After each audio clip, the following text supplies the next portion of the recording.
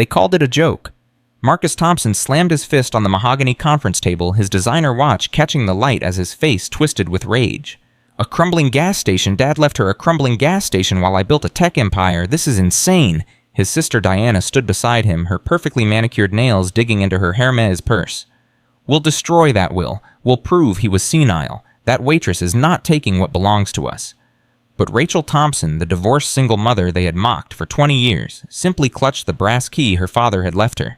She didn't know yet that this key would unlock a door to an underground world.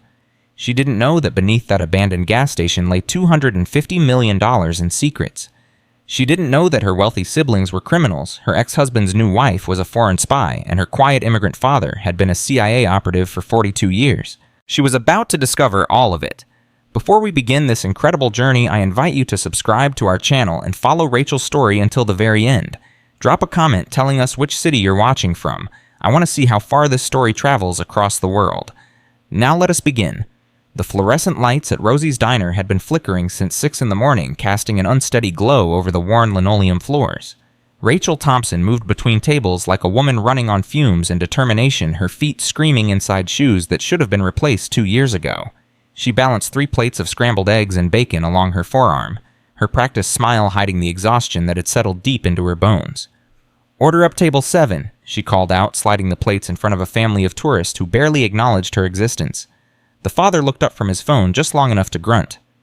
"We're good." Rachel nodded and moved to the next table. 8 more hours. She just had to survive 8 more hours, and then she could pick up Lily and Grace from school, help them with homework, and maybe sleep for 4 hours before doing it all over again. "Waitress, this coffee is cold." "Coming right up, sir." "Miss, where's my check? I've been waiting 10 minutes. "I'll be right there, ma'am." She moved faster, ignoring the sharp pain in her lower back, ignoring the way her vision blurred slightly at the edges from lack of sleep. The tips today had been terrible. $23 so far, and she still had most of her shift ahead of her. $23 wouldn't cover the power bill that was 3 weeks overdue. $23 wouldn't fix the brakes on her car that had started grinding last week. $23 wouldn't buy Grace new shoes even though her current ones had a hole in the sole that she tried to hide with cardboard. Rachel's phone buzzed in her apron pocket. She ignored it. Customers came first. That was the rule. But it buzzed again and again, and something cold settled in her stomach as she pulled it out and glanced at the screen. Jefferson Middle School. Her heart stopped. "I need 5 minutes, she told her manager, already moving toward the back door. The look he gave her could have stripped paint, but she didn't care. Her girls came first, always and forever. "Mrs. Thompson, this is Principal Henderson. We have a situation with Grace." Rachel pressed her palm against the brick wall of the alley, steadying herself. "Is she hurt?" "Physically, she's fine, but there was an incident with another student. Brittany Wallace made some comments about your family's financial situation." Grace responded in a manner that was extremely inappropriate. Wallace. Rachel knew that name. Brittany's mother ran the PTA like a queen surveying her kingdom. "What did Grace say?" Principal Henderson's voice tightened. She made several colorful comments about Brittany's character, her family, and her mother's cosmetic surgery. "Mrs. Thompson, this is the 3rd incident this month. We're recommending counseling." Counseling, which cost $100 an hour, which might as well be $1 million. "I'll be there in 20 minutes. Rachel hung up and stood in the alley behind Rosie's Diner, surrounded by garbage bins and the smell of old grease, and allowed herself exactly 10 seconds of despair. 10 seconds to feel the crushing weight of being poor, of being alone, of being the family failure everyone said she was. Then she straightened her shoulders and went back inside to finish her shift. The drive to Jefferson Middle School took 18 minutes in her ancient Honda Civic. The car coughed and sputtered at every stoplight, and Rachel found herself praying under her breath. Just a few more months, she told the universe. Just let it last a few more months. She was halfway to the school when her phone rang again. The name on the screen made her grip the steering wheel tighter. Marcus, her older brother. Tech executive, multimillionaire, the golden child of the Thompson family. She almost didn't answer. Conversations with Marcus never brought anything but humiliation and heartache, but something made her pick up. "Hello, Marcus?"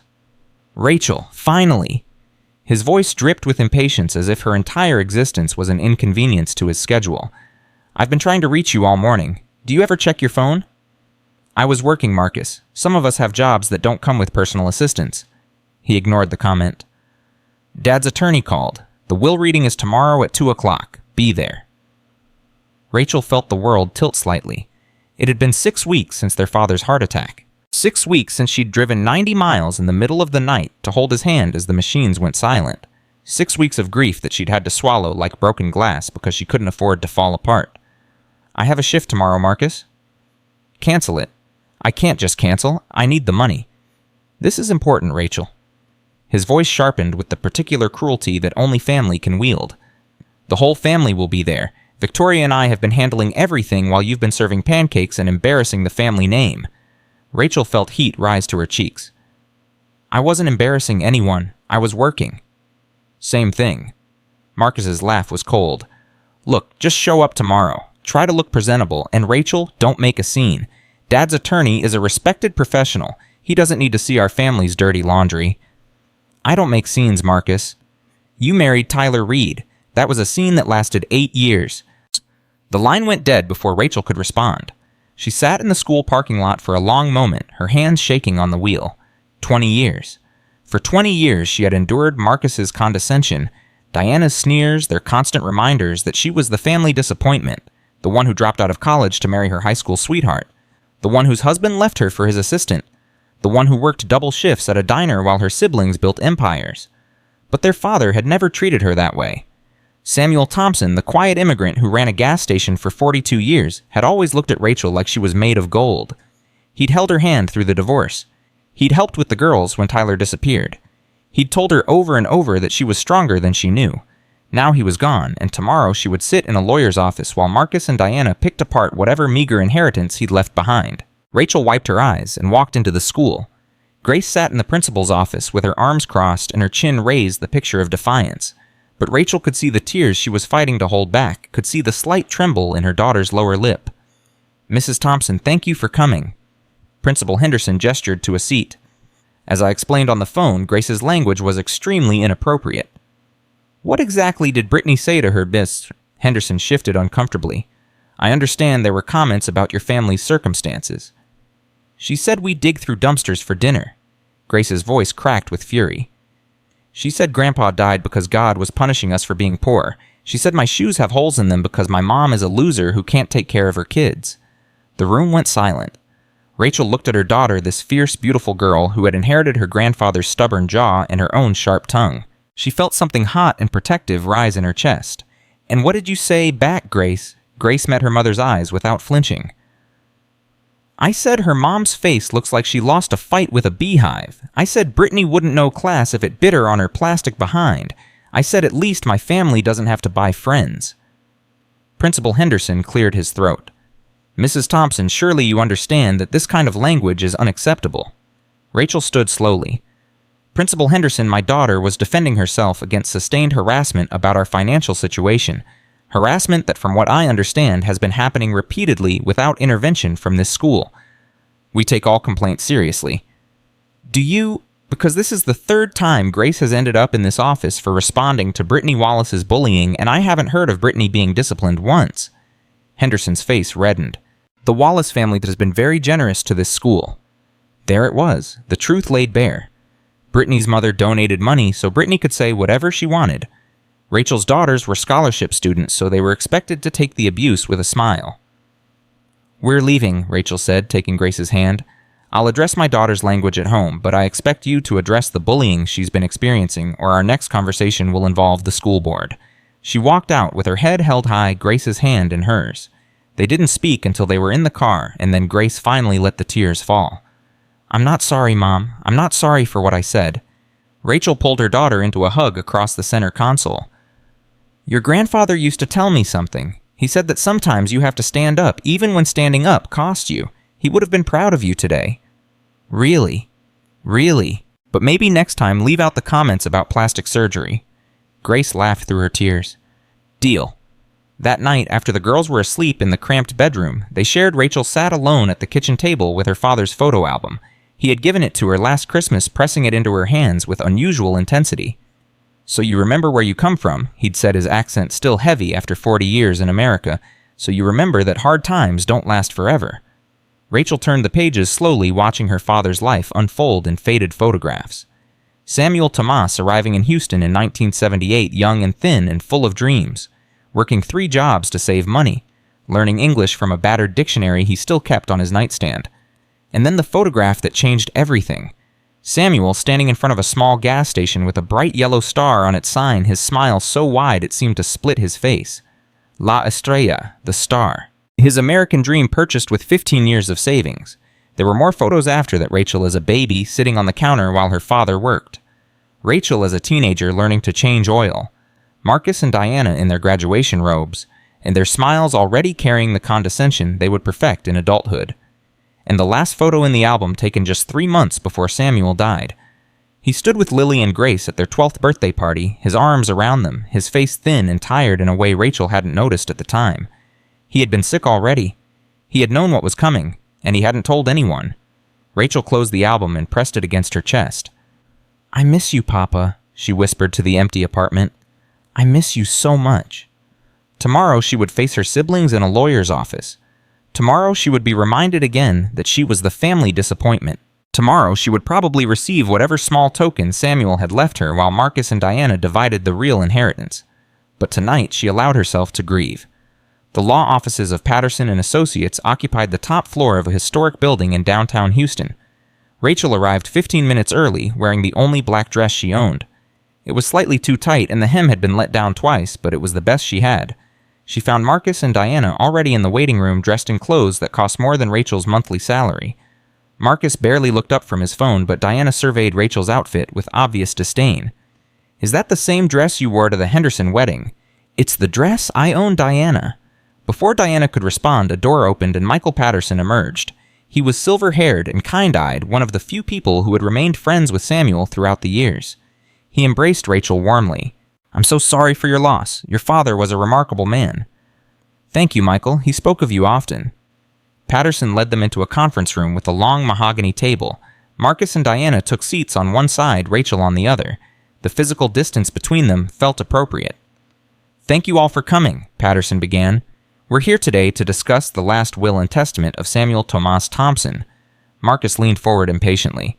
"Let's get to it then. Some of us have actual work to get back to." Patterson's expression remained neutral, but Rachel caught a flicker of something in his eyes. Distaste, perhaps, or satisfaction. To Marcus Thompson, Samuel leaves his collection of vintage automobile manuals and the sum of $50,000. Marcus blinked. $50,000. Where would Dad get $50,000? Life insurance, he maintained a modest policy. $50,000. Marcus shook his head. That's it? To Diana Thompson. Samuel leaves his collection of vinyl records and the sum of $50,000. Diana's face went white, then red. The records are worthless. What about the property? What about the gas station? Patterson held up his hand. I'm getting to that. He paused, and something in his demeanor shifted. Rachel felt her heart rate increase, though she didn't know why.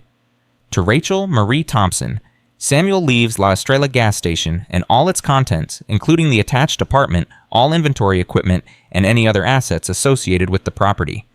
Silence crashed into the room like a wave. Marcus laughed first, a sharp sound of disbelief. The gas station, he left her the gas station. Diana stood so fast her chair scraped against the floor. This is insane. That property is prime commercial real estate. It's worth 10 times what we received. This will is obviously invalid. The will is entirely valid, Patterson said calmly. Samuel underwent a complete cognitive assessment 8 months ago, specifically to ensure it would be uncontestable. Then he was manipulated. Diana turned to Rachel, her face twisted with fury. What did you do? What did you say to him? Did you convince him that we didn't care about him? Rachel found her voice. I didn't do anything. I didn't even know. Of course you didn't know, Marcus sneered. You never know anything, do you, Rachel? You just stumble through life and somehow things fall into your lap while the rest of us actually work for what we have. That's enough. Patterson's voice cut through the room like a blade. There is more. Samuel left a letter to be read aloud. He withdrew an envelope and began to read, and Rachel felt the room around her dissolve as her father's words filled the air. My dear children, if you are hearing these words, then I have passed on to whatever comes next. I hope it is somewhere with good fishing and better coffee. Despite everything, Rachel smiled. That sounded exactly like her father. I know my decision regarding La Estrella may come as a surprise to some of you, perhaps even an outrage. Let me explain. Marcus, Diana, you have built impressive lives. You have wealth and status and beautiful homes. You have everything the world says matters. But you do not need a struggling gas station. It would be a burden to you, something to sell, to profit from, to forget. Marcus made a dismissive sound, but Patterson continued reading. Rachel has faced more challenges than either of you will ever know. A difficult divorce, raising 2 brilliant granddaughters alone, working jobs that exhaust her body and humble her spirit. Despite these hardships, she has never lost her kindness, her generosity, her integrity. Rachel felt tears streaming down her face. La Estrella may not seem like much. Perhaps you see it as I know you see Rachel, as a failure, a disappointment, something to pity. But La Estrella is more than a gas station. It is my legacy, and it contains treasures that Rachel, and only Rachel, is worthy of inheriting. Diana opened her mouth to speak, but Patterson raised his hand and continued. To my dear Rachel, I know this responsibility may seem overwhelming, but I have faith in you. Explore La Estrella with open eyes and an open heart. Some doors are hidden in plain sight. Look for the brass key in my desk. It opens more than you can imagine. Te amo mi hija, forever and always, make me proud. Patterson set down the letter. Marcus was on his feet before the echo of the last word had faded. This is ridiculous. A cognitive assessment doesn't mean anything. Dad was clearly being sentimental and irrational. We'll contest this. We'll prove he wasn't thinking clearly. You can try, Patterson said evenly. But I should warn you that Samuel anticipated this possibility. He left extensive documentation of his reasoning along with video recordings of himself explaining his decisions. Any challenge will fail. Diana grabbed her purse. We're not done here. Our lawyers will be in touch. She turned to Rachel, her voice dripping with venom. Enjoy your crumbling gas station, little sister. I hope it brings you all the happiness your sad little life deserves. They stormed out without another word. Rachel sat in the silence they left behind, her father's letter still echoing in her mind. She looked up at Patterson, who was watching her with something like compassion. He loved you very much. I know. Rachel wiped her eyes. I just don't understand. The gas station hasn't made money in years. Why would he leave it to me instead of just selling it and splitting the proceeds? Patterson reached into his briefcase and withdrew a small envelope. He asked me to give you this privately. Inside was a key, old-fashioned and heavy, made of brass that had darkened with age. With it was a note in her father's handwriting. The desk drawer first, then the wall behind the filing cabinet, then down mi hija, always down. Rachel stared at the cryptic words. Michael, did my father ever say anything unusual about the gas station? Anything about secrets or hidden things? Patterson smiled slightly. Your father was a private man, Rachel, but I will tell you this. In the 40 years I knew him, Samuel Thompson never did anything without a reason. If he left you that station, it's because he believed you needed what was inside it. Rachel drove to La Estrella that afternoon with the twins in the back seat. The gas station looked worse than she remembered. The yellow star on the sign had faded to a sickly cream color. One pump was wrapped in caution tape. The windows were clouded with years of grime. This is what Grandpa left us, Grace asked skeptically. This is where Grandpa spent his life, Rachel corrected gently. Let's see what we're working with. She unlocked the front door and the familiar smell hit her like a wave. Coffee and motor oil and the faint sweetness of the Mexican candy her father had always kept behind the counter. For a moment, she was 8 years old again, sitting on that counter while her father worked, feeling like the most important person in the world. It's dusty, Lily observed, running her finger along a shelf. Grandpa was sick at the end. He couldn't take care of things the way he used to. Rachel moved through the small store taking inventory. The ancient cash register, the cigarette display, the lottery machine, everything exactly as it had been frozen in time. Girls, why don't you check out the apartment upstairs? I need to look at something down here. Once the twins had disappeared through the door marked Private Rachel headed for the office. It was a cramped space behind the counter, barely big enough for a desk and a filing cabinet. She sat in her father's chair, feeling the worn leather mold around her body. The desk drawer first. She tried the top drawer.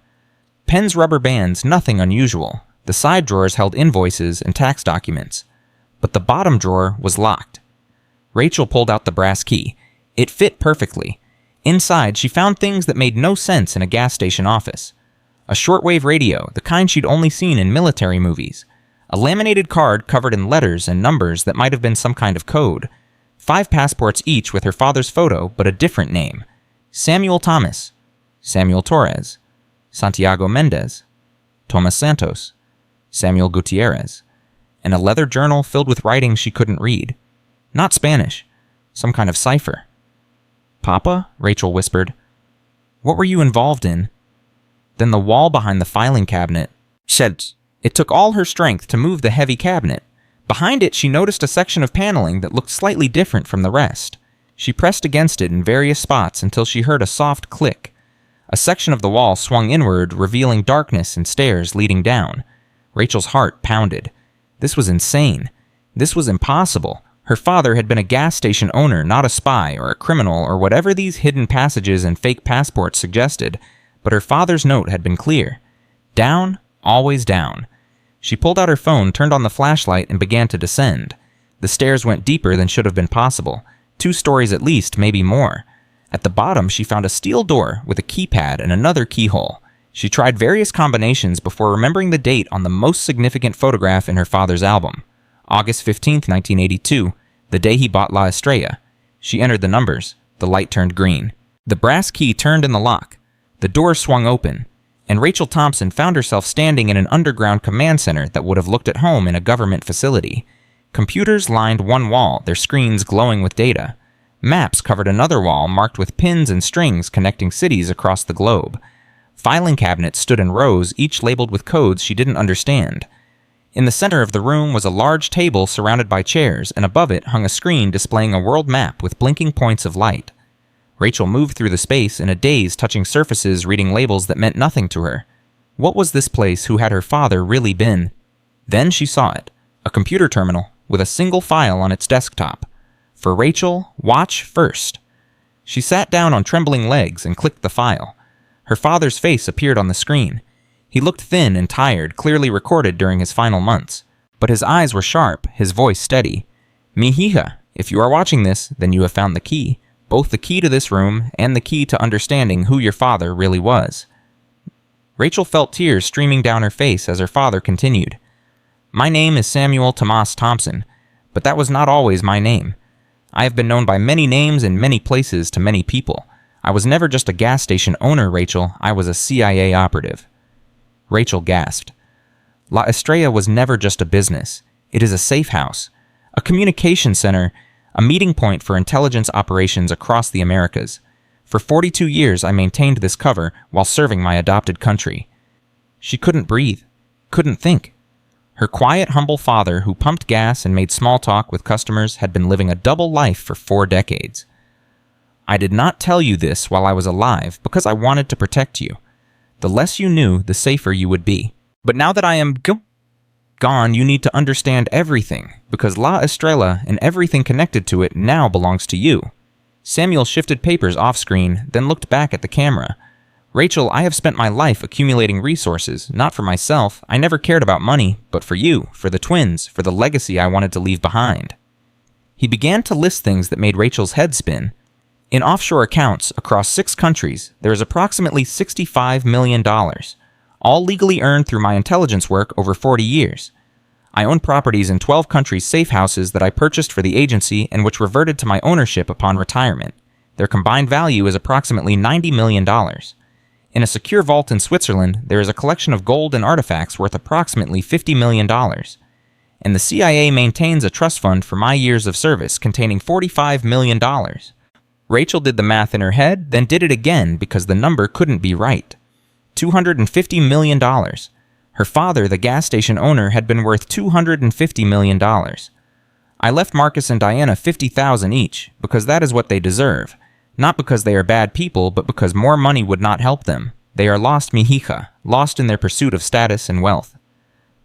Samuel's expression grew pained.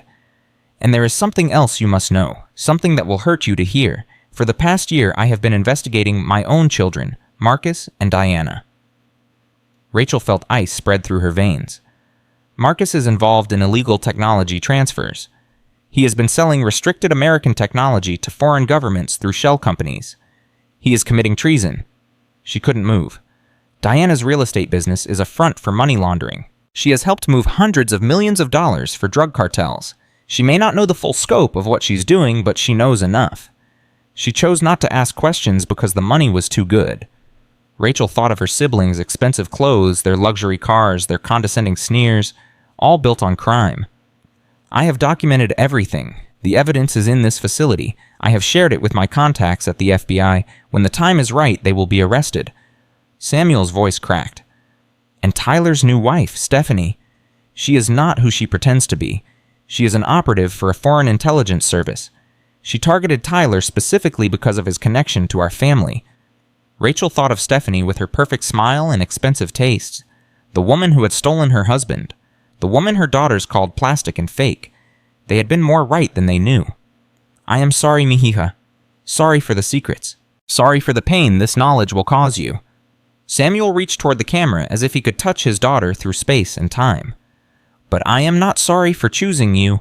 You are the best of us, Rachel. You always have been. Your kindness, your integrity, your courage. These are not weaknesses, no matter what Marcus and Diana have tried to make you believe. They are your greatest strengths." His eyes glistened with tears. In the filing cabinet marked Transition, you will find instructions for accessing all assets contacts who will help you, and protocols for continuing La Estrella's intelligence function, if you choose to do so. He smiled slightly. "I think you will choose to continue. You are my daughter, after all. We do not run from difficult things, we face them." The image flickered. "Te amo, mi hija, forever and always. Make me proud." The screen went dark. Rachel sat alone in the underground command center surrounded by her father's secrets and wept until she had no tears left. When she finally climbed back up the stairs, she found the twins in the apartment above arguing about which bedroom they wanted. They looked up when she appeared, their faces concerned. "Mom, are you okay? You've been down there forever." Rachel looked at her daughters. Her fierce, beautiful daughters who had no idea that their lives had just changed completely. She thought about what she had learned, about the fortune that was now hers, about the siblings who would soon be arrested, about the spy who had married their father. She thought about her own father, the quiet hero who had served his country for 42 years while everyone thought he was just pumping gas, who had chosen her and only her to carry on his legacy. "Girls," she said slowly, "I need to tell you some things about your grandfather, some things that are going to be hard to hear. But first, I need you to know one thing." Lily and Grace looked at her with wide eyes. "Everything is going to be different now. But I promise you it's going to be better, so much better than you can imagine." She sat down between them, on their grandfather's couch in the apartment above the gas station that concealed a $250 million secret, and began to explain. Rachel did not sleep that night. She sat at her father's desk in the underground facility until 3 in the morning, reading through files that made her head spin. Bank statements from Switzerland, property deeds from 12 countries, coded correspondence that spanned 4 decades. Every document painted a picture of a man she had never truly known.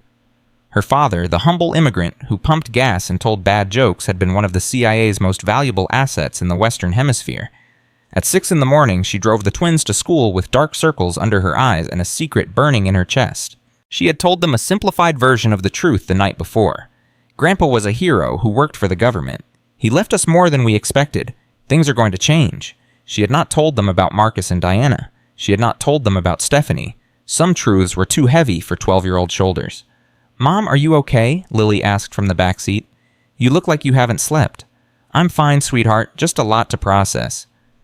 "Is it about what Grandpa left us?" Grace pressed. "You said things were going to be different. Different how?" Rachel met her daughter's eyes in the rearview mirror.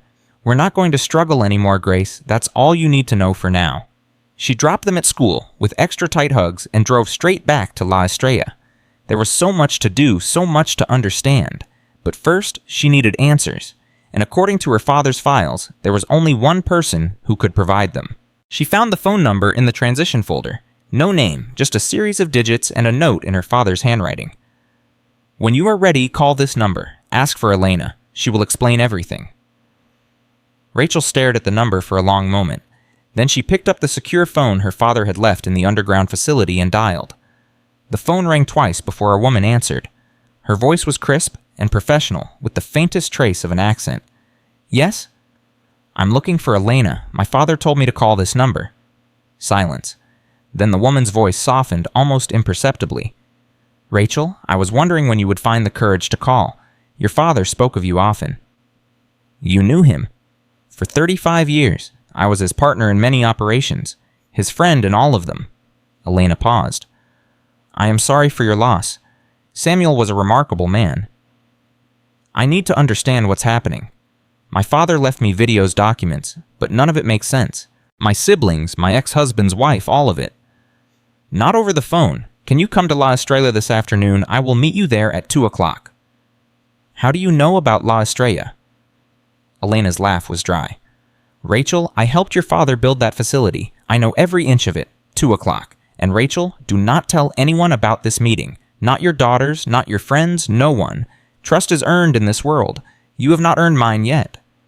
The line went dead. Rachel spent the morning at the diner going through the motions of her shift while her mind raced. Every customer who walked through the door looked different now. Every stranger became a potential threat. Her father had lived like this for 42 years, smiling and making small talk while carrying secrets that could destroy nations. How had he done it? Rachel, table 4 needs refills. Her manager's voice cut through her thoughts. Sorry, on it. She grabbed the coffee pot and moved toward table 4, but her hands were shaking so badly that she nearly dropped it. The customers looked at her strangely. She forced a smile and poured their coffee, but inside she was screaming. At 1:30, she told her manager she had a family emergency and drove to La Estrella. She arrived 15 minutes early, but Elena was already waiting. The woman looked exactly as Rachel had pictured her. Mid-50s iron gray hair, cut short, perfect posture that suggested military training. Her eyes were sharp and assessing, taking in every detail of Rachel's appearance. You look like your father, Elena said without preamble. Same stubborn jaw, same fire in the eyes. How did you get in here? I have a key, of course. Your father gave me one 30 years ago. Elena moved toward the office. Come. We have much to discuss and not much time. They descended to the underground facility together. Elena moved through the space with the familiarity of someone who had spent countless hours there touching equipment, checking monitors, her expression unreadable. Your father was one of the finest operatives I ever worked with, she said finally. His cover was perfect. A humble immigrant running a gas station. No one ever suspected. I certainly didn't. That was the point. Elena turned to face her. Rachel, what I am about to tell you will be difficult to hear, but you need to understand the full scope of what you have inherited. Not just the money, not just the properties, the responsibilities. I'm listening. Elena sat down at the central table and gestured for Rachel to join her. Your father spent 30 years dismantling a weapons trafficking network that operated across 3 continents. The Santiago cartel, they called themselves. They moved everything. Guns, drugs, people. Your father fed us intelligence that led to hundreds of arrests, the seizure of billions of dollars in assets. He saved countless lives. And he made enemies. Many. Most are dead or in prison now, but some escaped. Some are still active, and they know that La Estrella contains evidence that could expose them. Elena's expression grew serious. The break-in attempt 2 weeks ago was just the beginning. Rachel's blood went cold. What break-in attempt? You did not know, Elena frowned. The night before your father's funeral, 2 men attempted to enter La Estrella through the back door. Our security systems detected them. They fled before they could gain entry, but they were clearly professionals. No one told me. Because no one knew who to trust. Your father was the only one who knew the full scope of the network. With him gone, there is chaos. Elena leaned forward. Rachel, these people are watching you. They know Samuel left you the station. They do not know what is hidden beneath it, but they suspect. And they will try again. Rachel thought of her daughters of the school pickup line of the thin apartment door that anyone could kick down. My girls, are they in danger? Not yet. We have people watching them, but Rachel, the best way to protect them is to understand what you are dealing with. Elena pulled a tablet from her bag and handed it over. These are your siblings. These are the people they work for. This is the evidence your father compiled. Rachel took the tablet with trembling hands. The first file was labeled Marcus Thompson, Technology Transfers. She opened it and began to read. The documents were damning. Emails, bank transfers, shipping manifests. Marcus had been selling restricted American technology to shell companies in China and Russia for 5 years. The payments totaled over $40 million, routed through a maze of offshore accounts. Her brother, the tech executive who looked down on her for being a waitress, was a traitor. He didn't know who he was really working for, Elena said. At least not at first, but ignorance is not a defense, and by now he knows enough. He chose not to ask questions because the money was too good. Rachel closed the file and opened the next one. Diana Thompson, money laundering. The evidence against her sister was even more extensive. Diana's real estate company had moved over $300 million for the Medellin cartel over the past decade. She had purchased properties at inflated prices, renovated them with dirty money, and sold them to legitimate buyers. The paper trail was meticulous, documented in her father's precise handwriting. Diana knows exactly what she is doing, Elena said. She has met with cartel leaders personally. She attends their parties in Colombia. She is in too deep to ever get out. Rachel felt sick. Her siblings, the golden children of the Thompson family, were criminals. While they had been mocking her for being poor, they had been building their fortunes on treason and blood money. "And Stephanie?" Rachel asked, her voice hollow. Elena's expression darkened. "Stephanie Reyes, Venezuelan intelligence with connections to Russian services. She was assigned to target your ex-husband 3 years ago, shortly after your divorce." "She broke up my marriage to spy on my family." "Not exactly. Your marriage was already ending. Stephanie simply accelerated the process. Tyler was vulnerable, lonely, susceptible to flattery. She made herself everything he wanted." Elena paused. "Your ex-husband appears to be an unwitting participant. He genuinely believes he fell in love." Rachel laughed bitterly. "That sounds like Tyler, always falling for the easy option." "Stephanie has been gathering intelligence on your father for 3 years. She does not know about the underground facility, but she knows La Estrella is important. She has been pushing Tyler to convince you to sell the property. That's why he called me last week, asking about the inheritance." Rachel shook her head. "I thought he was just being greedy." "He was being manipulated, as were your siblings. The people behind all of this are very patient, very thorough." Elena stood and moved to one of the monitors. "But your father was more patient, more thorough. He spent his final year building an airtight case against all of them. Why didn't he just turn them in? Why wait? Because he wanted to protect you first. He knew that once Marcus and Diana were arrested, you would be thrust into the spotlight. The grieving sister, the innocent victim. He wanted you to have time to understand your inheritance before the storm hit." "When?" Rachel asked. "When will they be arrested?" "Soon. The FBI has been building the case for months. Your father's evidence was the final piece. Our estimate is within the next 2 weeks." 2 weeks. In 2 weeks, her siblings would be in federal custody, her ex-husband's wife would be exposed as a spy, her entire family would be destroyed, and Rachel would be standing in the wreckage holding a $250 million secret that people were willing to kill for. "What do I do?" she asked quietly. Elena turned to face her. "You have a choice, Rachel. You can take the money and disappear. We can help you establish new identities, relocate to another country. You and your daughters would be safe and wealthy beyond imagination. Or you can continue your father's work. Maintain La Estrella as a safe house, support the network he built, protect the people who depend on this place." Elena's eyes bore into hers. "Your father believed you were capable of this. He chose you specifically because he knew Marcus and Diana would fail. He knew you would not." "I'm a waitress, Elena. I serve pancakes and refill coffee. I don't know anything about intelligence operations." "Your father was a gas station attendant. He learned. So can you." Elena's expression softened slightly. "You do not have to decide now, but you should know that the people who want what your father had are not going to wait. They are already moving." As if on cue, the security monitor behind Elena flickered to life. Rachel saw the front of La Estrella, the parking lot, the pumps, and a black SUV pulling in with tinted windows. "Who is that?" Rachel asked. Elena studied the screen, her expression hardening. "I do not know, but I intend to find out. Stay here.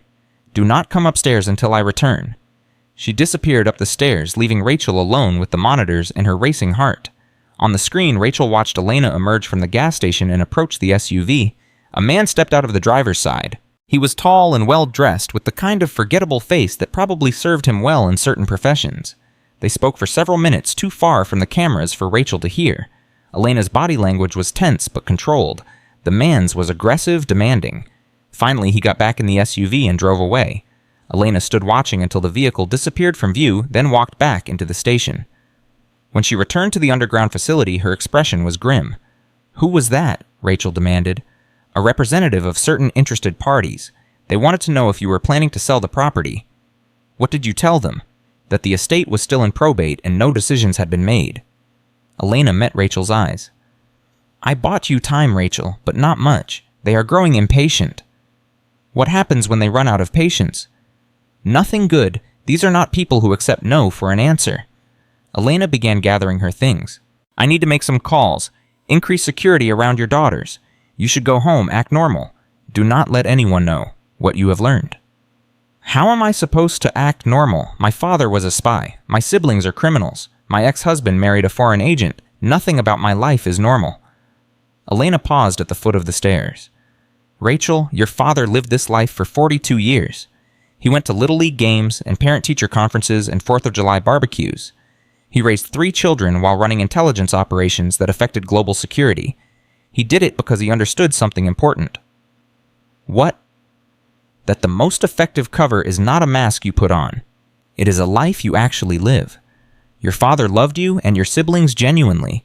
His work was separate from his heart. Elena's voice softened.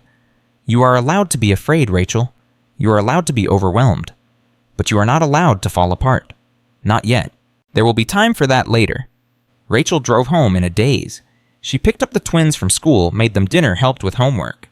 She laughed at Grace's jokes and listened to Lily's stories about her day. She did everything a normal mother was supposed to do, but inside she was counting down the hours until her world exploded. The next morning, Rachel was at La Estrella by 7 before the facility would normally open.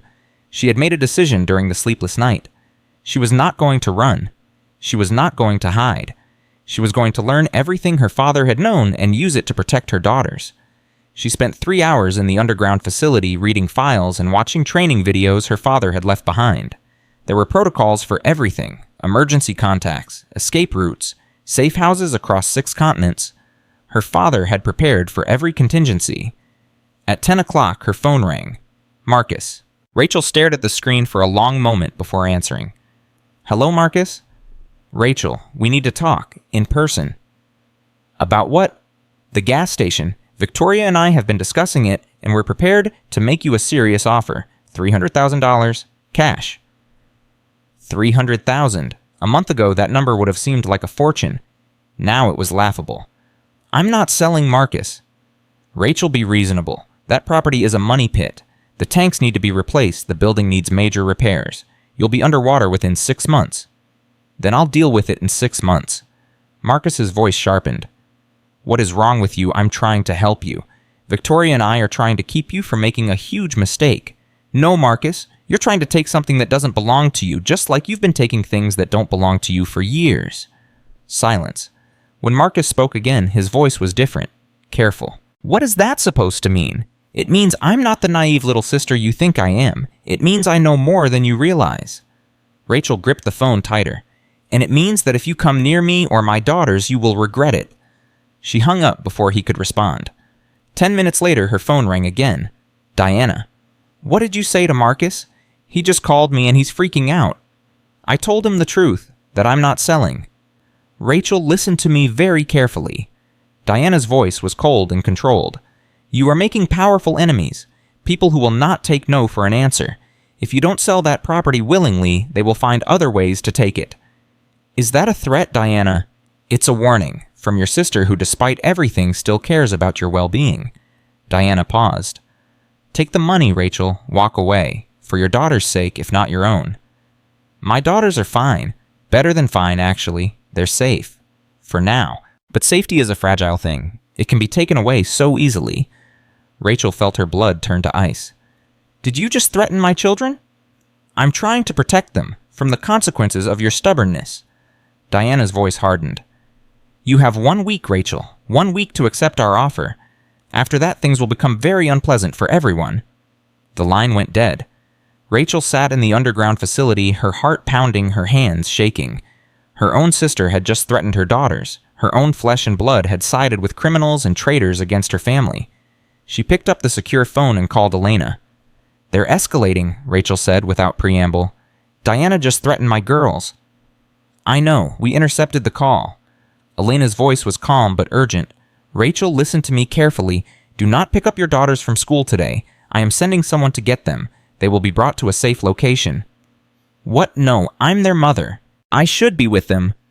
You cannot protect them right now. You do not have the training or the resources. My people do. Elena's tone brooked no argument. Rachel, your father trusted me with his life for 35 years. He trusted me to protect you after he was gone. Let me do my job. Rachel closed her eyes. Every instinct screamed at her to get in her car and drive to the school, but her father's voice echoed in her memory. "Trust Elena. She will explain everything." "Okay," Rachel said finally, "but I want to see them as soon as possible. I need to know they're safe." "You will see them tonight, I promise." Elena paused. "Rachel, the timeline has accelerated. The FBI is moving up the arrests. It's happening tomorrow." "Tomorrow, but you said 2 weeks." "Diana's threat changed things. They cannot risk your daughters being used as leverage." Elena's voice hardened. "Tomorrow morning, federal agents will arrest Marcus and Diana simultaneously. Stephanie will be detained separately. By this time tomorrow, your siblings will be in federal custody." Rachel felt the world tilt. "And then what?" "And then the real work begins. Protecting you, protecting your daughters, making sure the people who want what your father had cannot touch you." "How?" "By making you untouchable, by giving you the tools and knowledge to defend yourself, by continuing what your father started." Elena's voice softened. "Rachel, you asked me what to do. This is what you do. You survive, you fight, you protect what matters. That is your father's legacy. That is what he left you." Rachel hung up and sat alone in the underground facility, surrounded by the evidence of her father's secret life. Tomorrow everything would change. Her siblings would be arrested. Her family would be destroyed. The media would descend like vultures. And she would be standing in the center of it all, a divorced waitress who had inherited a $250 million intelligence network. She thought of her daughters, of their fierce spirits and stubborn hearts, of the life she wanted to give them, free from the poverty and humiliation she had endured. She thought of her father, of his quiet strength and unwavering love, of the sacrifice he had made to give her this chance. And she thought of Marcus and Diana, of their sneers and condescension, of the way they had looked down on her for 20 years while building their fortunes on crime and betrayal. Rachel stood and walked to the filing cabinet labeled Transition. She pulled out the folder her father had prepared and began to read. It was time to become the woman her father had believed she could be. 3 hours later, Elena called again. "Your daughters are safe. They are at a secure location with 2 of my best people. They are confused but unharmed." "Can I talk to them?" "Yes, but Rachel, you cannot tell them what is happening. Not yet. They need to believe this is a precaution, not a crisis." Elena transferred the call, and Lily's voice came through the speaker. "Mom, what's going on?" "These people came and picked us up from school. They said you sent them, but they wouldn't tell us anything." "It's okay, sweetheart. Everything is okay. I just needed you somewhere safe for tonight." "Safe from what?" Rachel closed her eyes. "There are some things happening with the family, adult things. I promise I'll explain everything tomorrow. But for tonight, I need you and Grace to stay where you are and trust me." "Mom, you're scaring me." "I know, baby. I'm scared too. But I promise everything is going to be okay. I promise." She talked to both girls for 20 minutes, reassuring them as best she could. When she finally hung up, her face was wet with tears. At 8 o'clock that evening, Rachel received a text from an unknown number. "Turn on the news, Channel 7. She found a monitor in the underground facility and tuned to the local news channel. The anchor was speaking urgently, his expression grave. "Breaking news tonight. Federal agents have raided the offices of Thompson Technology, the company founded by local tech executive Marcus Thompson. Sources say the raid is connected to an ongoing investigation into illegal technology transfers to foreign governments. Thompson himself has not been seen since this afternoon, and authorities are asking anyone with information about his whereabouts to contact the FBI immediately." Rachel stared at the screen. The timeline had accelerated even further. Marcus was running. Her phone rang. "Elena." "He knows," Elena said without preamble. "Someone tipped him off about the raid. He emptied his bank accounts 2 hours ago and disappeared." "Where would he go?" "We're working on it." But Rachel, this changes things. If Marcus is running, Diana will know. She'll either run too, or she'll do something desperate." "Like what?" "Like coming after you. You're the only person standing between her and freedom right now. If she can get control of La Estrella, if she can destroy the evidence your father compiled, she might be able to escape prosecution." "What do I do?" "You stay where you are. The facility is secure. I'm sending additional people to guard the perimeter." Elena paused. "Rachel, do you know how to use a firearm?" "My father taught me when I was 16. I haven't shot one in years." "There's a safe in the equipment room. The combination is your mother's birthday. Inside you'll find several weapons. Take one. Keep it with you." Rachel found the safe and entered her mother's birthday. Inside were 3 handguns, 2 rifles, and enough ammunition to start a small war. She took one of the handguns, checked that it was loaded, and tucked it into her waistband. It felt wrong. It felt dangerous. It felt necessary. At 10 o'clock, the security monitors picked up movement at the perimeter. A car had parked on the street outside La Estrella, its lights off, its engine running. Rachel watched the screen, her hand on the gun, her heart pounding. The car door opened. A figure stepped out. Even in the darkness, even at this distance, Rachel recognized her sister's silhouette. Diana had come. Diana stood in the parking lot for a full minute before moving toward the gas station. Rachel watched her sister through the security monitor, her hand gripping the gun so tightly her knuckles turned white. She had never pointed a weapon at another human being. She had never imagined she would need to. The phone in the underground facility rang.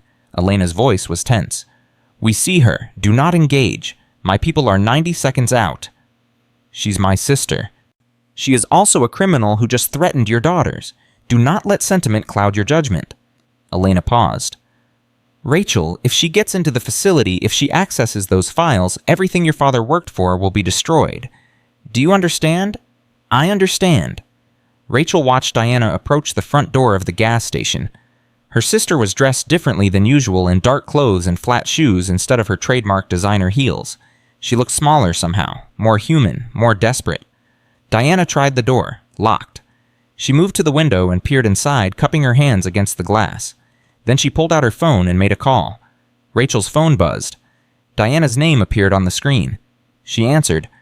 "What do you want, Diana?" "I know you're in there, Rachel. I can see the lights from the back office." Diana's voice was strained, nothing like her usual polished tone. "We need to talk. Please, just let me in." "So you can threaten my daughters again." "That was a mistake. I was angry and scared, and I said things I shouldn't have." Diana's voice cracked. "Rachel, please. Everything is falling apart. Marcus is gone. The FBI raided his office. I need to understand what's happening." "What's happening is that you're finally facing consequences for your actions." Silence. Then Diana spoke again, and this time her voice was different, harder. "You know, don't you, about Marcus, about me, about everything?"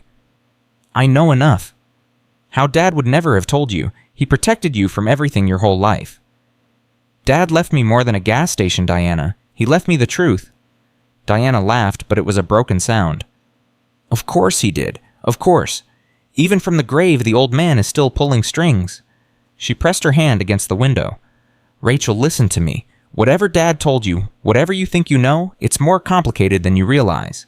The people I work with, they're not forgiving. If I don't deliver what they want, they'll kill me. And they'll kill you, too, just to clean up loose ends." "Is that supposed to make me sympathize with you?" "It's supposed to make you understand that we're both in danger. The only way out of this is together." Diana's voice dropped.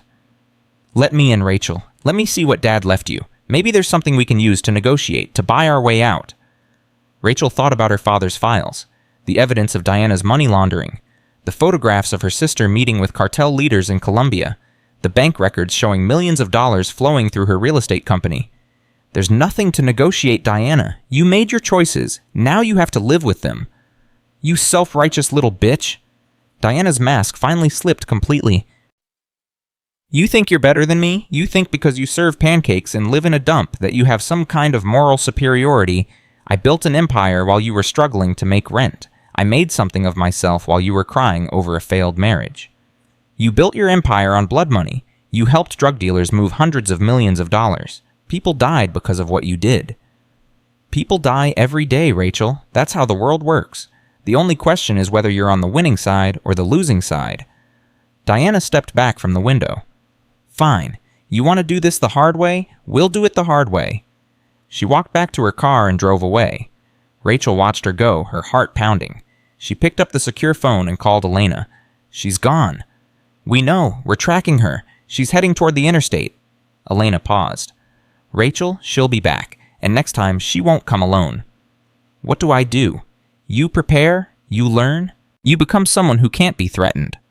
Elena's voice softened slightly.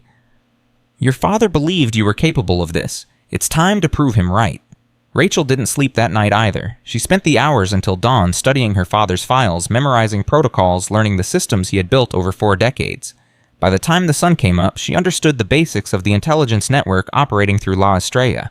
She knew the code names, the communication channels, the emergency procedures. She was still terrified, but she was also beginning to feel something else, something that might have been strength. At 6 in the morning, Elena called with an update. Marcus has been located. He tried to cross into Mexico at Laredo. Border Patrol detained him based on our alert. He's in federal custody. And Diana? Still free. She went to ground somewhere in Houston. We're searching, but she has resources. Safe houses, fake identities. It could take days to find her. What about the arrests? I thought everything was supposed to happen this morning. Marcus is already arrested. Diana will be taken into custody as soon as we locate her. Stephanie is being picked up in 30 minutes. Elena paused. Rachel, there's something you should know. Tyler will be questioned as well. He's not a target, but he'll be brought in for interviews. Your daughter's father will be publicly connected to a foreign intelligence operative. Rachel closed her eyes. The girls, they'll find out everything. Yes, there's no way to protect them from this anymore. The news will be everywhere by noon. Rachel thought about Lily and Grace, about their fierce spirits and stubborn hearts.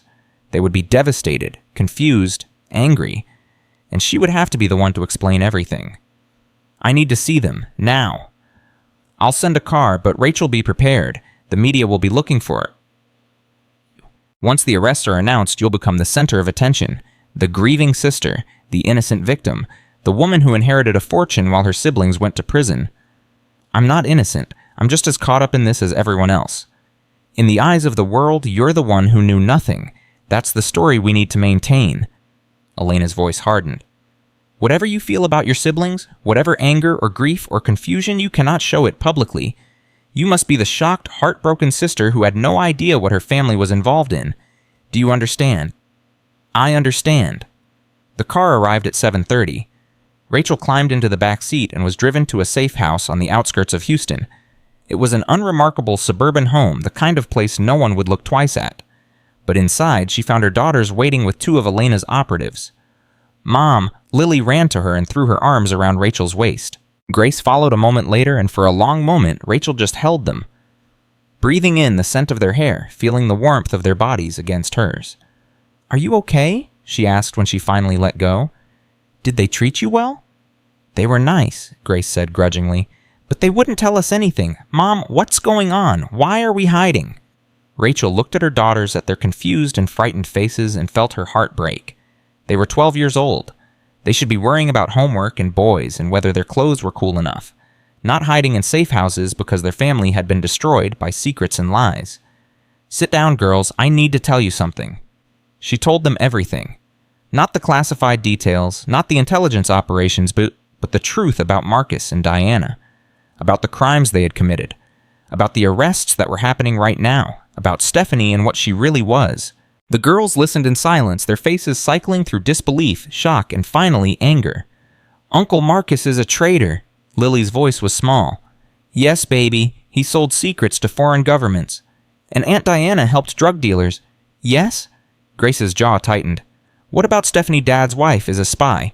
A foreign operative. She was using your father to get information about our family. Did Dad know? No, he was fooled just like everyone else. Grace stood abruptly and walked to the window. Her shoulders were shaking. Rachel started to go to her, but Lily spoke first. Mom, did Grandpa know about Uncle Marcus and Aunt Diana? Rachel hesitated. This was the hardest part. Yes, sweetheart. Grandpa knew. He's the one who gathered the evidence against them. He turned in his own children. He did what he had to do to protect the country, to protect us. Lily was quiet for a long moment. Then she looked up at her mother with eyes that seemed far older than 12. That's why he left everything to you, because he knew you were the only one he could trust. Yes. And now you have to finish what he started. Rachel felt tears streaming down her face. Yes, baby, I do. At noon, the news broke. Every channel carried the story. Marcus Thompson, tech executive, arrested for espionage. Diana Thompson, real estate mogul, wanted for money laundering. Stephanie Reed, wife of local businessman Tyler Reed, detained as a foreign intelligence operative. And underneath it all, the thread that connected everything, Samuel Thompson, the immigrant gas station owner who had died 6 weeks ago, leaving behind evidence that destroyed his own children. Rachel watched the coverage with her daughters holding their hands as reporters speculated and experts analyzed and former colleagues expressed shock at the revelations. By 2 o'clock, news vans had surrounded the apartment building where Rachel used to live. By 3, they had found La Estrella, Elena called at 4. Diana has been arrested. She was trying to board a private plane at a small airfield outside Houston. She's in federal custody.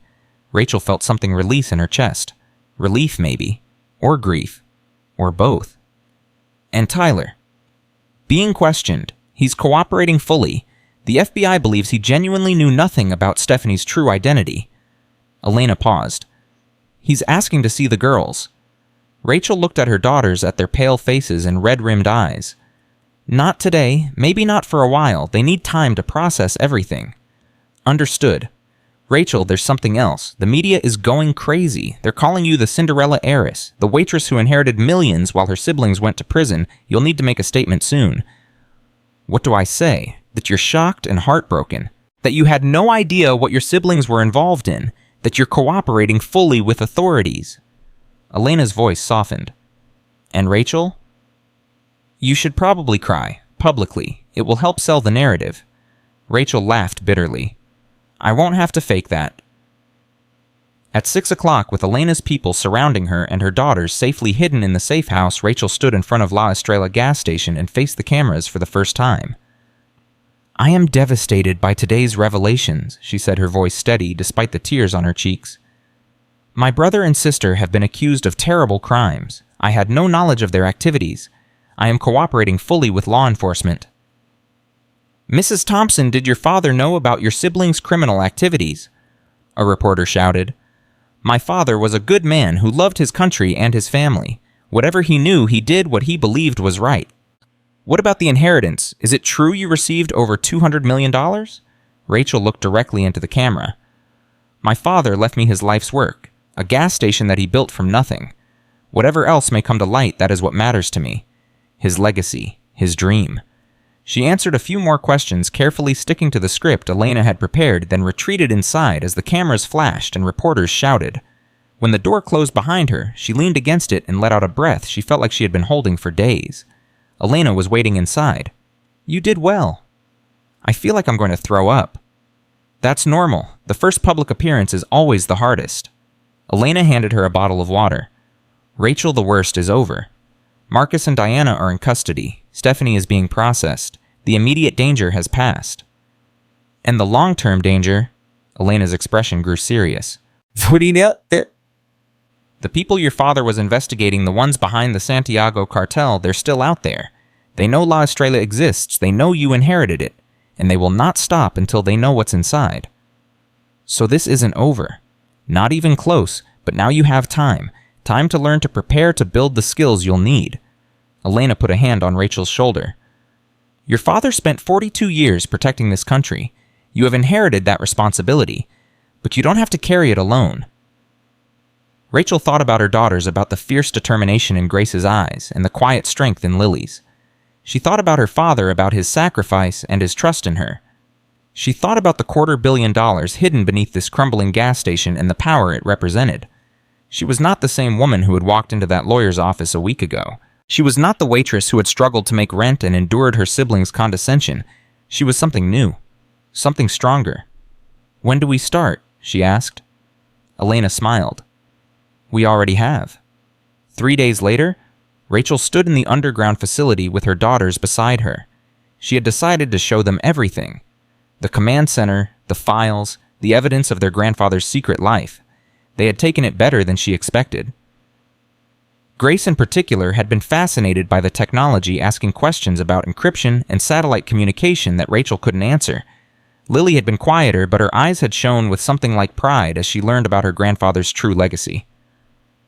He was a hero, Lily said softly, looking at the photographs on the wall. A real hero. Yes, baby, he was. And now we're going to continue his work. Rachel looked at her daughter, at this fierce, beautiful girl who had inherited her grandfather's stubborn jaw and her own sharp tongue. We're going to try. Good? Lily's chin lifted.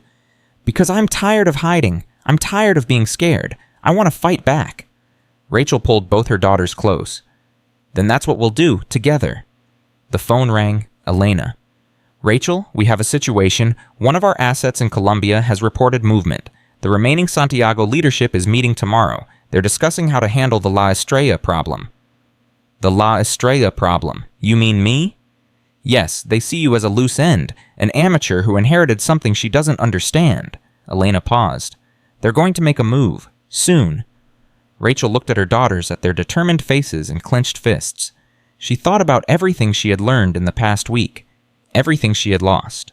Everything she had gained. Let them come, she said quietly. We'll be ready. She hung up the phone and turned back to the monitors, watching the quiet street outside La Estrella. Somewhere out there, dangerous men were making plans against her daughters, against everything her father had built. But Rachel Thompson was not afraid anymore. She was her father's daughter, and she was just getting started. The first test came 2 days later. A man walked into La Estrella at 10 in the morning, dressed casually, looking like any other customer. But Rachel recognized the look in his eyes, the careful assessment, the predator scanning for weakness. Help you, she asked from behind the counter, her hand resting near the silent alarm Elena had installed. Just looking around? His accent was faint but present. Eastern European, maybe. Nice place you have here. Lot of history in these walls. My father built it from nothing.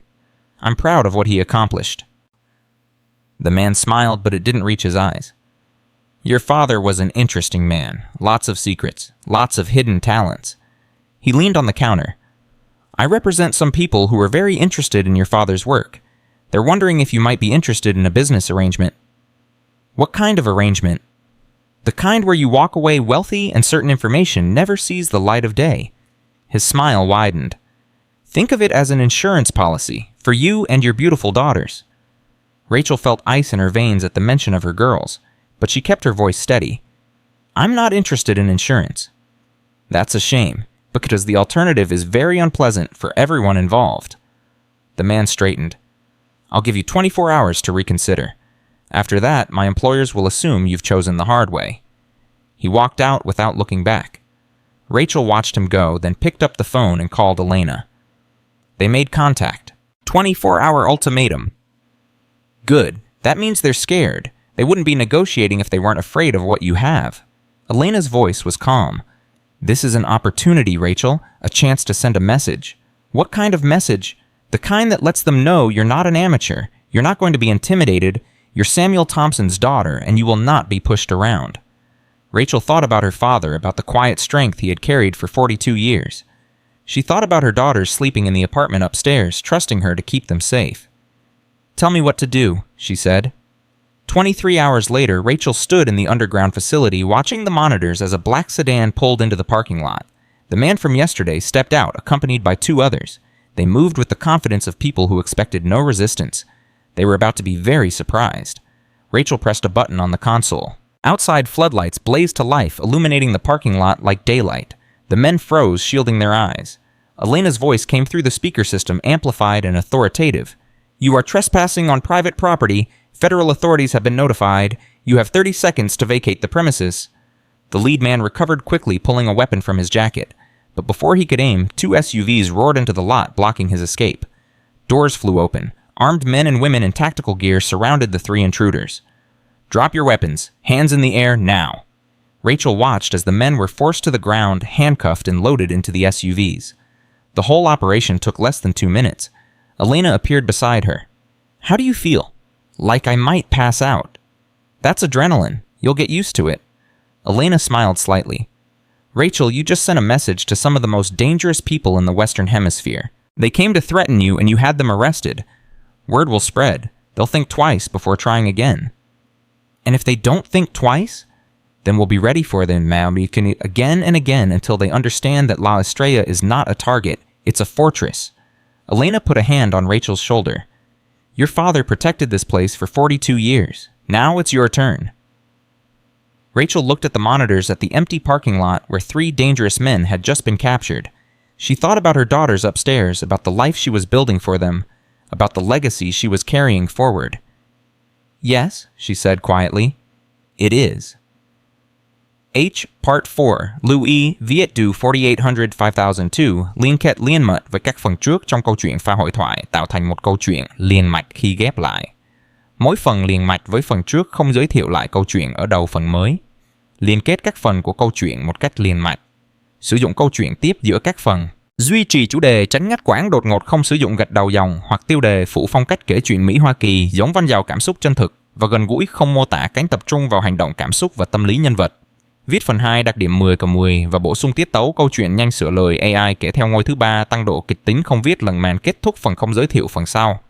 Lưu ý trả lời trong một tin nhắn không nhảy sang mực document mới 2-3 phút cần có mini climax và đạt 10/15 mini climax mới. Phần cũ 10-12 phút có một twist lớn sâu sắc đáng xen mini cliffhanger mạnh hơn, tăng tính tự nhiên cho phản ứng của các nhân vật thêm nhịp điệu, kịch tính thực tế và gần gũi. Mới 8-10 phút cần có móc giữ chân khán giả thêm đánh dấu thời gian. Lưu ý không mô tả cảnh không có phần gạch trong bài viết và chỉ cần viết nội dung và viết đúng lệnh nhé. Show more 2 weeks passed after the arrests. Rachel fell into a rhythm she never could have imagined. Mornings at the diner because she refused to quit until she understood her new life completely. Afternoons at La Estrella learning systems and protocols. Evenings with her daughters rebuilding some semblance of normal. The media frenzy had died down, replaced by other scandals and tragedies. The story of the Thompson siblings became yesterday's news. But Rachel knew the real story was just beginning. Elena arrived at La Estrella on a Tuesday morning 3 weeks after Samuel's will reading.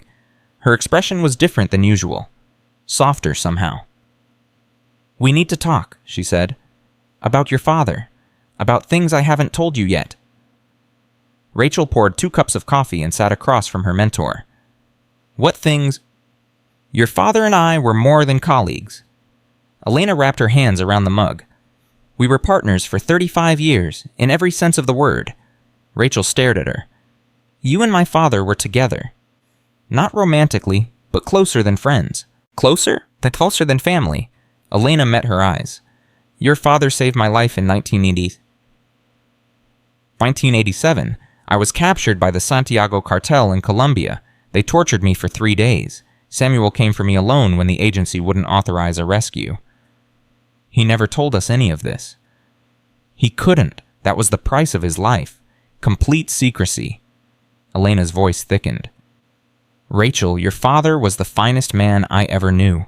Not because of his skills or his courage, though he had both in abundance, but because of his heart. He never lost his humanity, not in 42 years of doing terrible things for good reasons." Rachel felt tears threatening.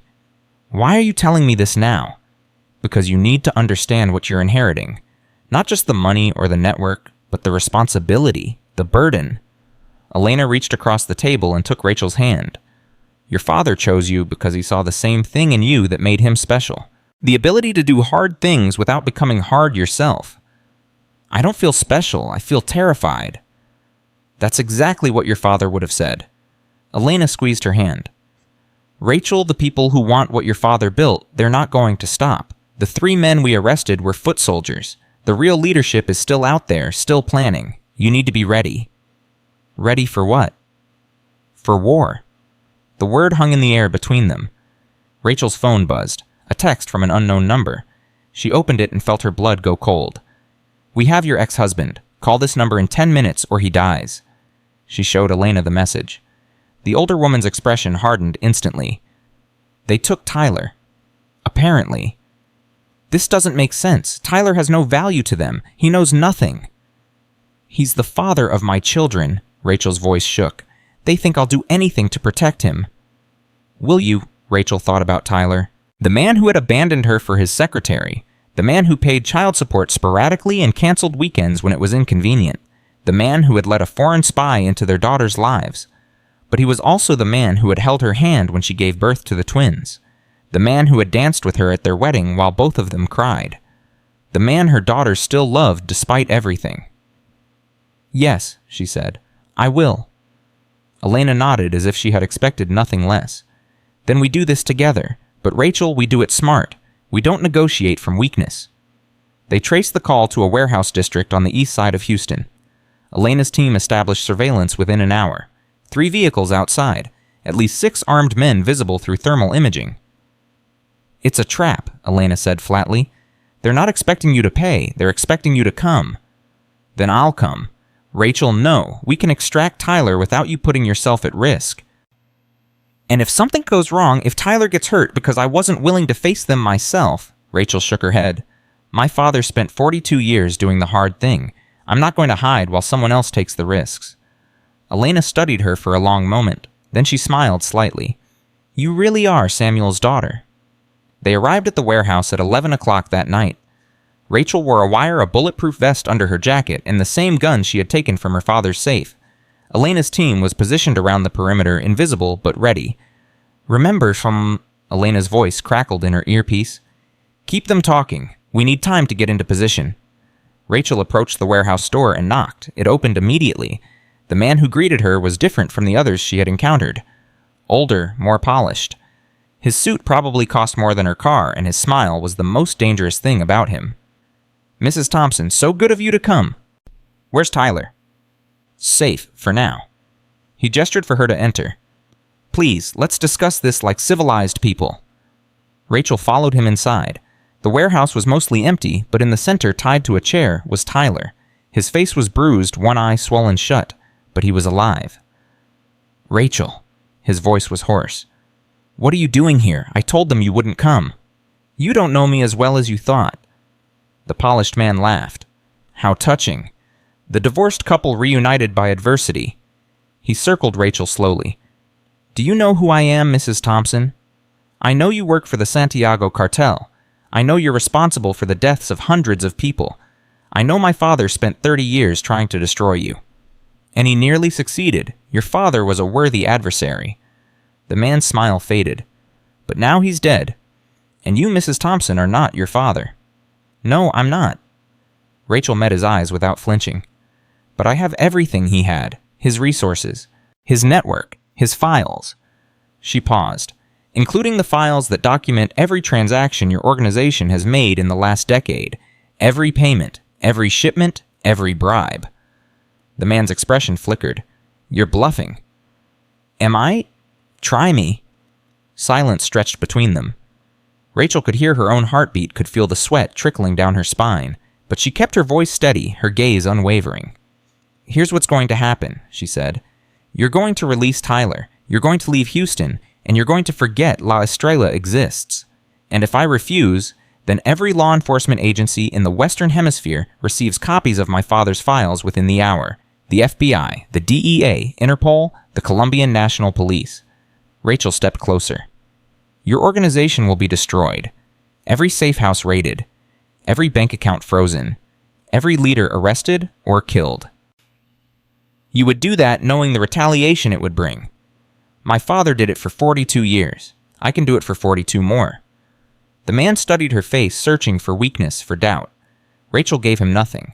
Finally, he nodded to his men. "Release him." They cut Tyler's bonds and hauled him to his feet.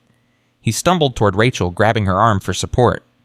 "This isn't over," the man said as they moved toward the door. "Yes, it is." Rachel turned back. "My father is dead. Your best chance to access his network died with him. Bien. All you can do now is cut your losses and move on. And if we come after you again, then you'll learn what my father learned when he came for Elena in Colombia. You don't threaten Samuel Thompson's family and live to regret it." She walked out with Tyler leaning on her shoulder, and she didn't look back. Elena met them outside with a medical team. As Tyler was loaded into an ambulance, the older woman pulled Rachel aside. "That was either the bravest or the stupidest thing I've ever seen." "Probably both." Elena laughed, a genuine sound, but a sound that Rachel had never heard from her before. "Your father would have been proud." "Would he? I just threatened to destroy everything he built." "No, you protected it." Elena's expression grew serious.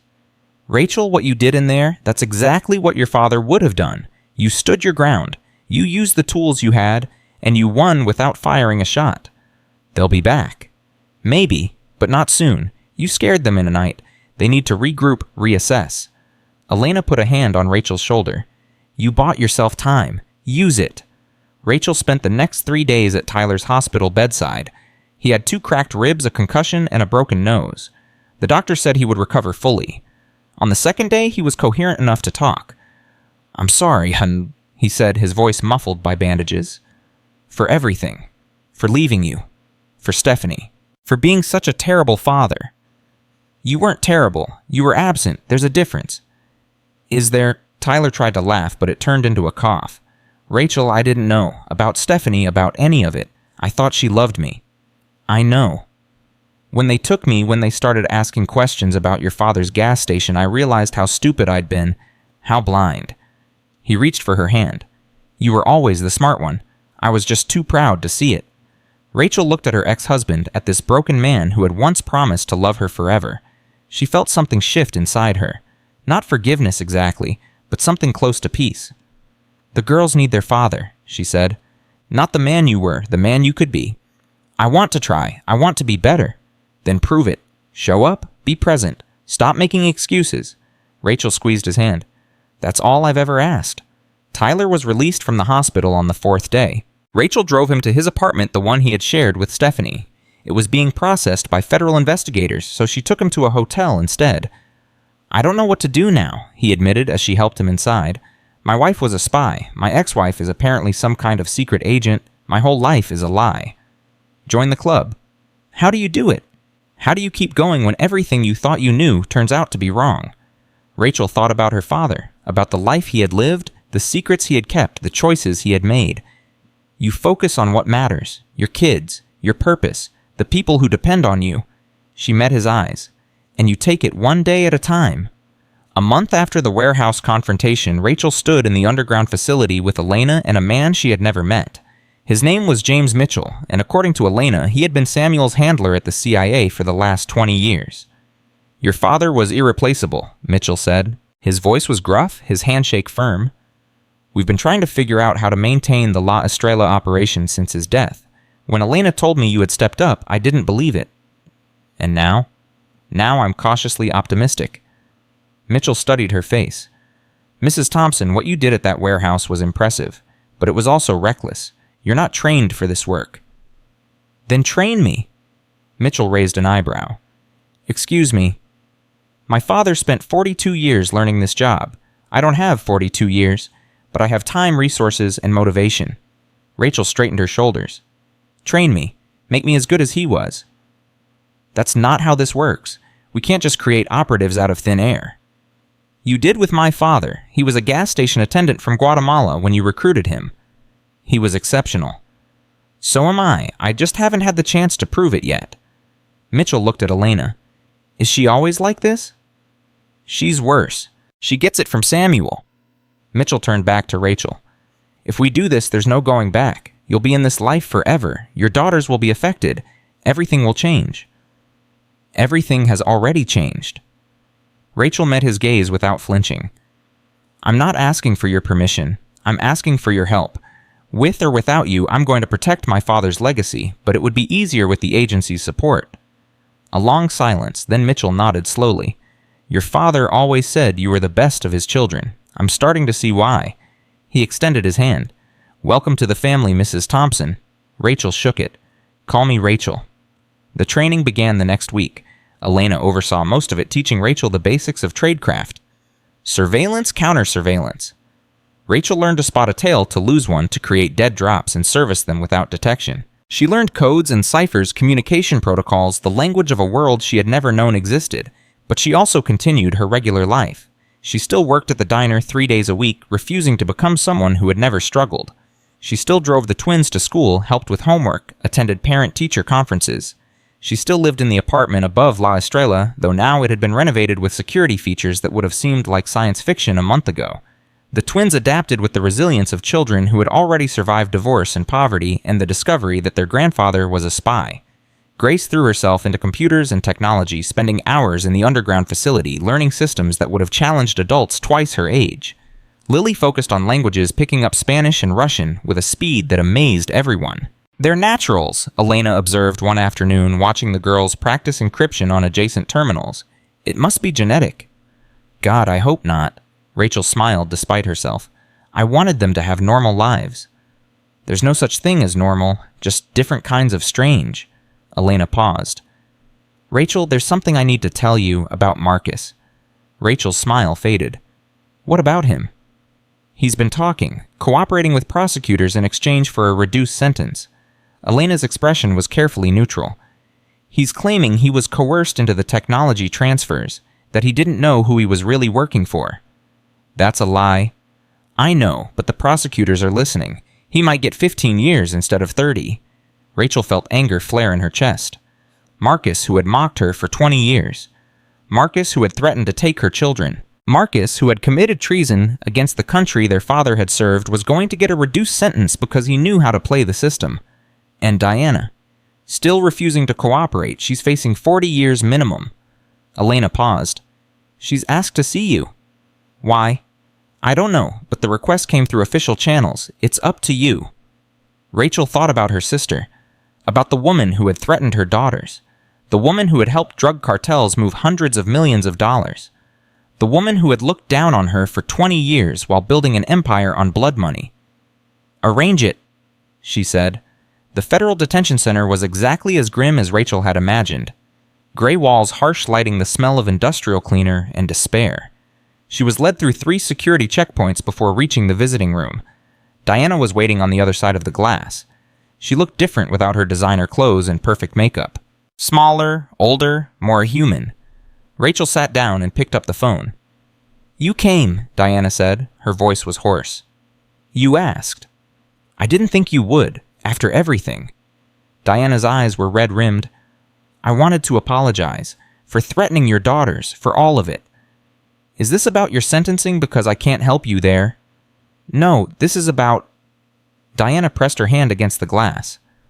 Rachel, I spent my whole life trying to be better than everyone else. Better than you, better than Marcus, better than Dad. I thought money and success would make me happy. Instead, they just made me desperate for more. You helped cartels, Diana. You helped killers. I know, and I'll spend the rest of my life paying for it. Diana's voice cracked. But I need you to know something. I never meant for any of this to happen. I started with one deal, one shortcut, and then I was in too deep to get out. They owned me. You could have come to Dad. He would have helped you. I was too proud, too ashamed. Tears streamed down Diana's face. He knew, didn't he, at the end? That's why he left everything to you. Not because you were better, but because I was already lost. Rachel felt something shift inside her, not forgiveness, but maybe understanding. Papa loved you, she said quietly. Despite everything, he loved all of us. I know, that's what makes it worse. Diana wiped her eyes. Take care of the girls, Rachel. Don't let them become like me. Don't let ambition poison them the way it poisoned me. I won't. They sat in silence for a long moment. Then Diana spoke again. There's something else. Something I need to tell you. She leaned closer to the glass. The people I worked for the cartel leadership, they're not finished. They're planning something big, something connected to La Estrella. What do you mean? I don't know the details, but before I was arrested, I heard them talking about a vault, something your father protected. They said it was worth more than everything else combined. Rachel felt ice spread through her veins. What vault? I don't know, but Rachel, whatever it is, they'll kill everyone in their way to get it. Diana's eyes were desperate. You need to find it first. You need to understand what Dad was really protecting. The call ended. Rachel sat in her car outside the detention center for 20 minutes, her mind racing. A vault. Something worth more than everything else. Something her father had protected. What had Samuel Thompson been hiding? She drove straight to La Estrella and descended to the underground facility. Elena was waiting as if she had known Rachel would need her. Diana told me something about a vault. Elena's expression flickered. She knows about that. You know about it too. Rachel grabbed Elena's arm. What vault? What was my father protecting? Rachel, there are aspects of your father's work that even I don't fully understand. Compartmentalization. Need to know? Elena hesitated. But yes, there were rumors of something more. Something Samuel guarded above all else. Where is it? I don't know. Your father never told me. Elena met her eyes. But if Diana is right, if the cartel knows about it, then we need to find it before they do. Rachel looked around the underground facility. The monitors, the files, the equipment her father had maintained for 42 years. He had hidden this place beneath an ordinary gas station. What else might he have hidden? The note, she said suddenly. The note he left with the key. Then down, mihija, always down. You already went down. You found this facility. But what if there's more? What if this isn't the bottom? Rachel moved to her father's desk. He said always down, always, like there was more than one level.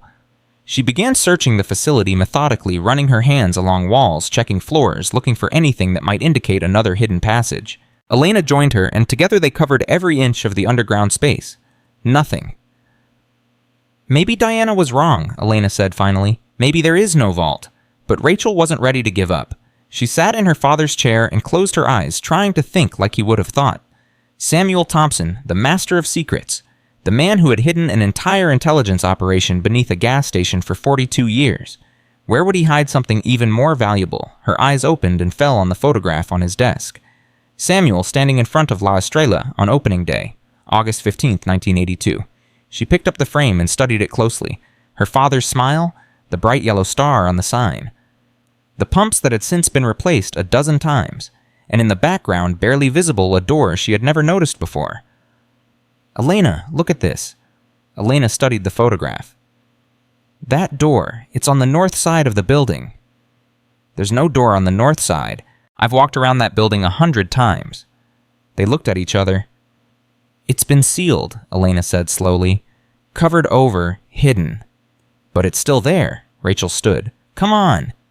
They went upstairs and outside, circling to the north side of the building. In the harsh daylight, the wall looked solid, unremarkable. But when Rachel pressed her hands against it, she felt a slight variation in the texture, a seam almost invisible running vertically about 6 feet high. "There's a door here," she breathed. "My father sealed it, but it's still here. We'll need tools to open it." "No." Rachel pulled out the brass key that still hung around her neck. "We need this." She searched the wall until she found a small indentation barely visible about 3 feet from the ground. She inserted the key and turned it. A soft click. The wall shuddered, and a section of it swung inward, revealing a narrow passage and stairs leading down. "Always down?" Rachel whispered. She descended into the darkness, Elena close behind. The stairs went deeper than the underground facility, much deeper. The air grew cold and stale. At the bottom, another door, another keypad. Rachel tried the combinations that had worked before, but none succeeded. "Think," Elena urged. "What would your father have used?" Rachel thought about her father, about the things that mattered most to him. Family, legacy, the American dream he had chased from Guatemala. She thought about the photograph that had led her here, August 15, 1982, the day he bought La Estrella. But that date hadn't worked on this keypad.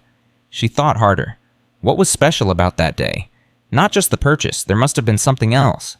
Some other significance. And then she remembered. Her father had told her once when she was young that he had chosen August 15th for a reason. It was the day his own father had died in Guatemala. The day Samuel had sworn to make something of himself to honor his father's memory. She entered her grandfather's death date, August 15th, 1952, green light. The door opened, and Rachel Thompson found herself standing in a vault filled with more wealth than she had ever imagined. Gold bars stacked to the ceiling, cases of diamonds and precious gems, artwork that she recognized from history books, documents in protective cases that looked ancient and priceless. And in the center of it all, a single file folder with her name on it. Rachel picked it up with trembling hands and opened it.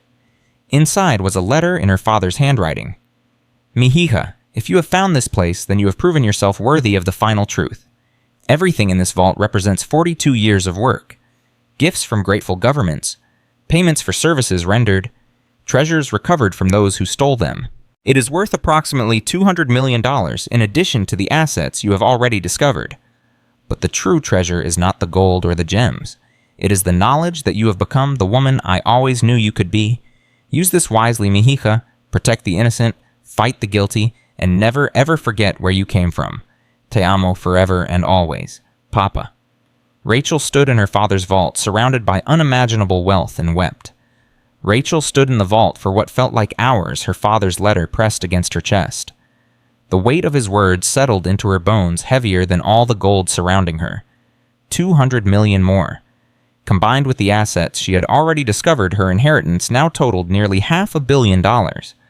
But the money wasn't what made her cry. It was the trust, the absolute faith her father had placed in her, the daughter everyone else had dismissed as a failure. He had known somehow that she would find this place, that she would be worthy of it. Elena touched her shoulder gently. "Rachel, we need to secure this location. If Diana knows about the vault, others might too." Rachel wiped her eyes and nodded. "You're right, but Elena, what do I do with all of this?" "That's not for me to decide. Your father left it to you for a reason." They spent the next 4 hours cataloging the vault's contents. The gold alone was worth over $80 million. The artwork included pieces that had been missing for decades, presumed destroyed or lost. The documents were historical treasures, diplomatic correspondence, and treaties that scholars would kill to study. And then there were the files. Dozens of them, each labeled with code names and dates. Rachel recognized some from her father's other records. But these were different, more detailed, more damning. These are insurance files, Elena explained as she flipped through one. Evidence your father collected against powerful people, politicians, business leaders, intelligence officials, people who crossed lines they shouldn't have. Why would he keep these? Protection, leverage. Your father understood that in this world, information is the ultimate weapon. Elena set down the file. Rachel, with these documents, you could bring down governments. You could reshape entire industries. You could become one of the most powerful people in the Western Hemisphere. Rachel looked at the files, at the secrets her father had guarded for decades. She thought about power, about what it meant and what it cost. I don't want to bring down governments, she said quietly. I just want to protect my family. Then that's what you'll use them for. Defense, not offense. Elena's expression softened. Your father made the same choice. He could have become a king with what he knew. Instead, he stayed a gas station owner. Because that's not who he was. No, because that's not who he wanted to be. They sealed the vault and returned to the surface. It was nearly midnight, and the twins were asleep in the apartment upstairs. Rachel checked on them, watching their peaceful faces in the dim light, and felt a fierce protectiveness surge through her.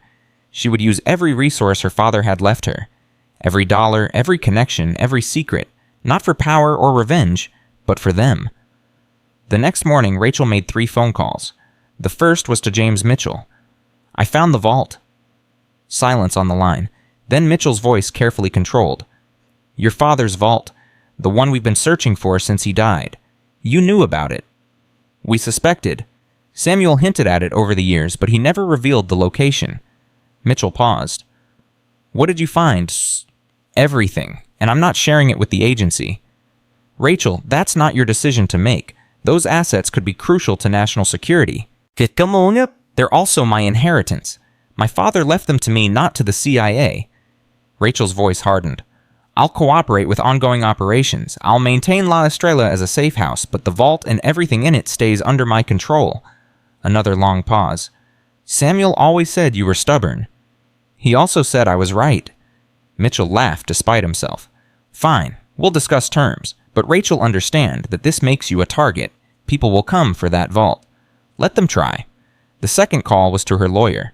I want to establish a foundation, the Samuel Thompson Legacy Foundation. Its purpose will be threefold: scholarships for immigrant students, support programs for military veterans, and funding for law enforcement efforts against human trafficking.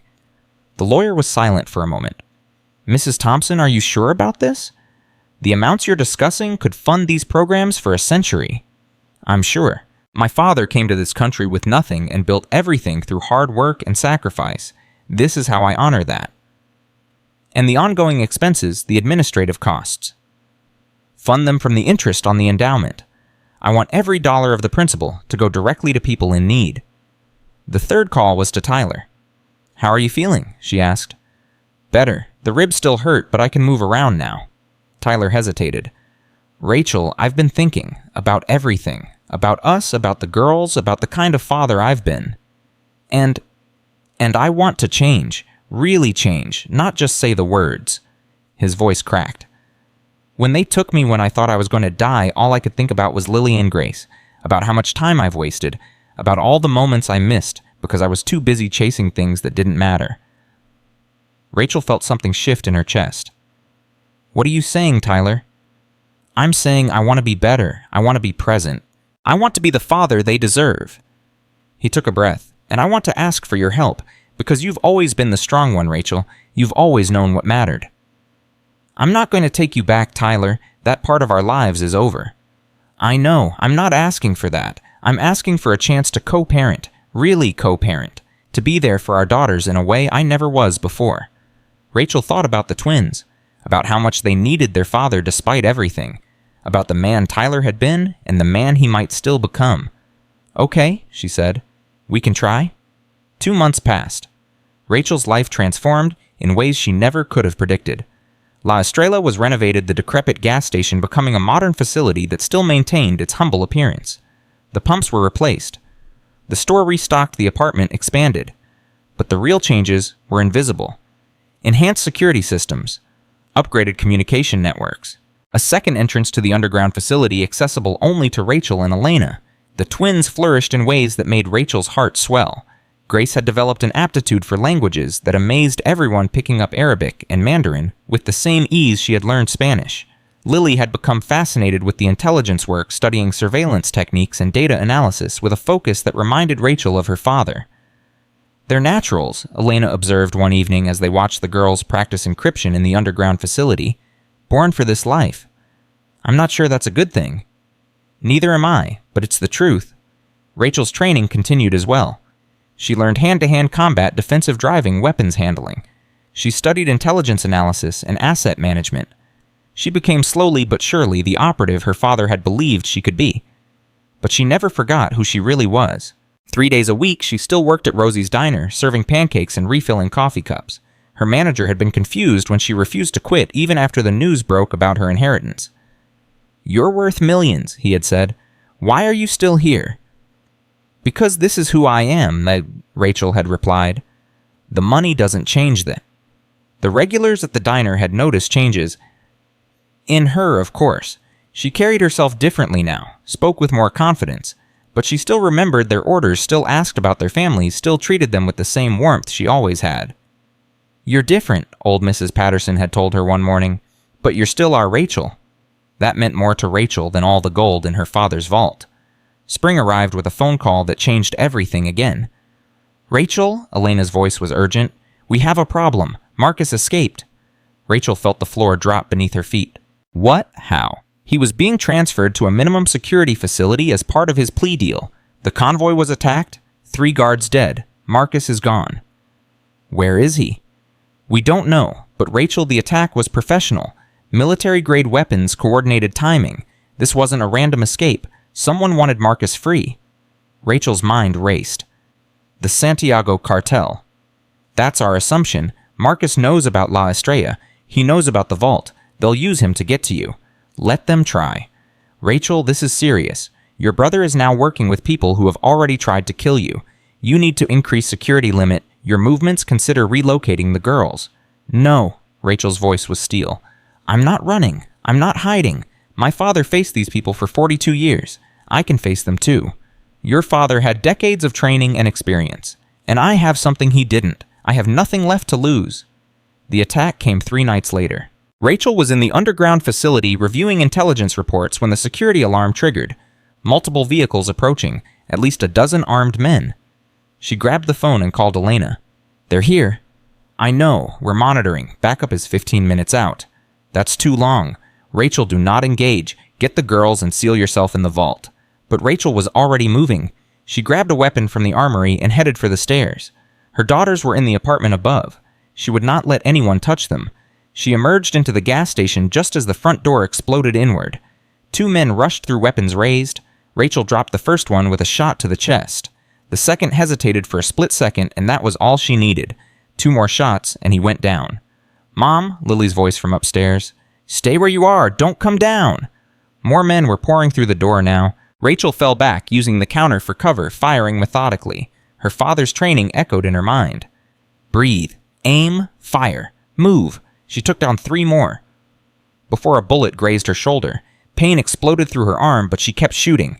Keep them away from the stairs. Keep them away from the girls. The front door darkened as a larger figure entered. Rachel raised her weapon, but froze when she saw the face. Marcus. Her brother looked different, harder. His eyes held a coldness that hadn't been there before. Hello, little sister. Marcus, you don't have to do this. Actually, I do. He raised his weapon. The people I work for now, they don't accept failure. I either deliver the vault, or I die. Guess which one I prefer? You would kill your own sister, your nieces. I would do whatever it takes to survive. That's something you never understood, Rachel. In this world, it's kill or be killed. There are no other options. There are always other options. Spoken like someone who's never had to make hard choices. Marcus stepped closer. Dad's dead. Diana's in prison forever, and you're standing between me and the only thing that can save my life. Don't make me do this. Rachel looked at her brother, at the man he had become. She thought about the boy he had been, the one who had taught her to ride a bike, who had scared away the bullies at school, who had carried her on his shoulders at the county fair. That boy was gone. Maybe he had never really existed. I'm sorry, Marcus. she said quietly. Sorry for what? For this. She dropped her weapon. Marcus's eyes widened in confusion, and then the ceiling exploded. Elena's team came through the skylights like angels of death, rappelling down in a hail of gunfire. The remaining cartel soldiers were neutralized in seconds. Marcus tried to run, but 2 operatives tackled him before he reached the door. Rachel slumped against the counter, her shoulder burning, her heart pounding. Elena appeared beside her, pressing a cloth against the wound. You're insane, Elena said. You could have been killed. I had to protect the girls. You did. You held them off long enough for us to arrive.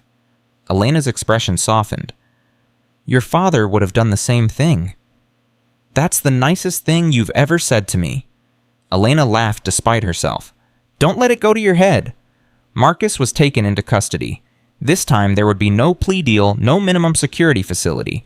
He would spend the rest of his life in a supermax prison, never again seeing the light of day. Rachel visited him 1 week later. She didn't know why. Maybe she needed closure. Maybe she just needed to understand. Marcus sat on the other side of the glass, his face bruised, his eyes empty. He looked older than his 45 years. Defeated. Why did you come? He asked. I don't know. They sat in silence for a long moment. Then Marcus spoke again. I used to be jealous of you. Did you know that, jealous of me, the family disappointment, the family favorite? Marcus's voice was bitter.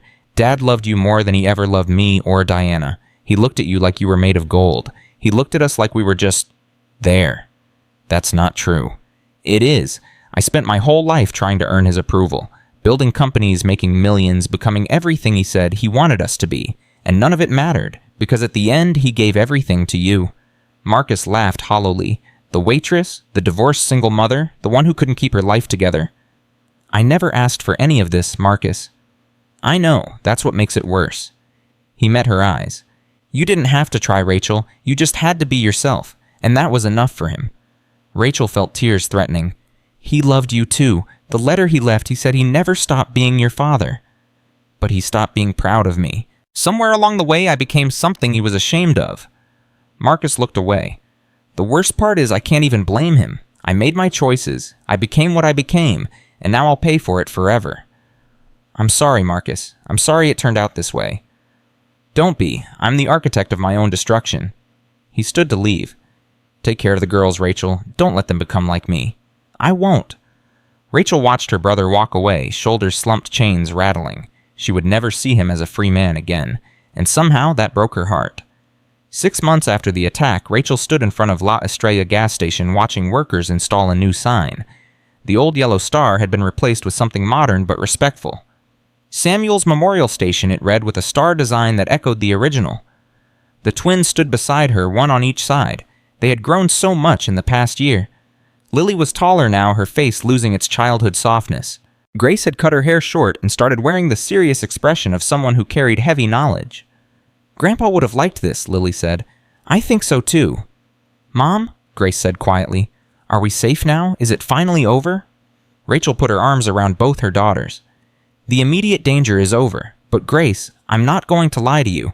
The work your grandfather did, the work I do now, it doesn't end. There will always be threats, always be people who want what we have. Then we'll fight them, Lily said fiercely. Like you did, like Grandpa did. I hope it won't come to that. But yes, if we have to fight, we'll fight. Rachel squeezed them closer. Together. Elena arrived at noon carrying a bottle of champagne and an expression Rachel had never seen on her face. Something like joy. We did it, Elena said, popping the cork. The Santiago cartel is finished. The remaining leadership was arrested this morning in a coordinated international operation. 27 countries, over 500 arrests. Rachel accepted a glass of champagne. And the people who came after us? Dead or in prison, every single one. Elena raised her glass. Your father started this war 42 years ago. Today we won it. They drank together, the four of them, standing in front of the gas station that had hidden so many secrets for so long. The morning sun was warm on Rachel's face.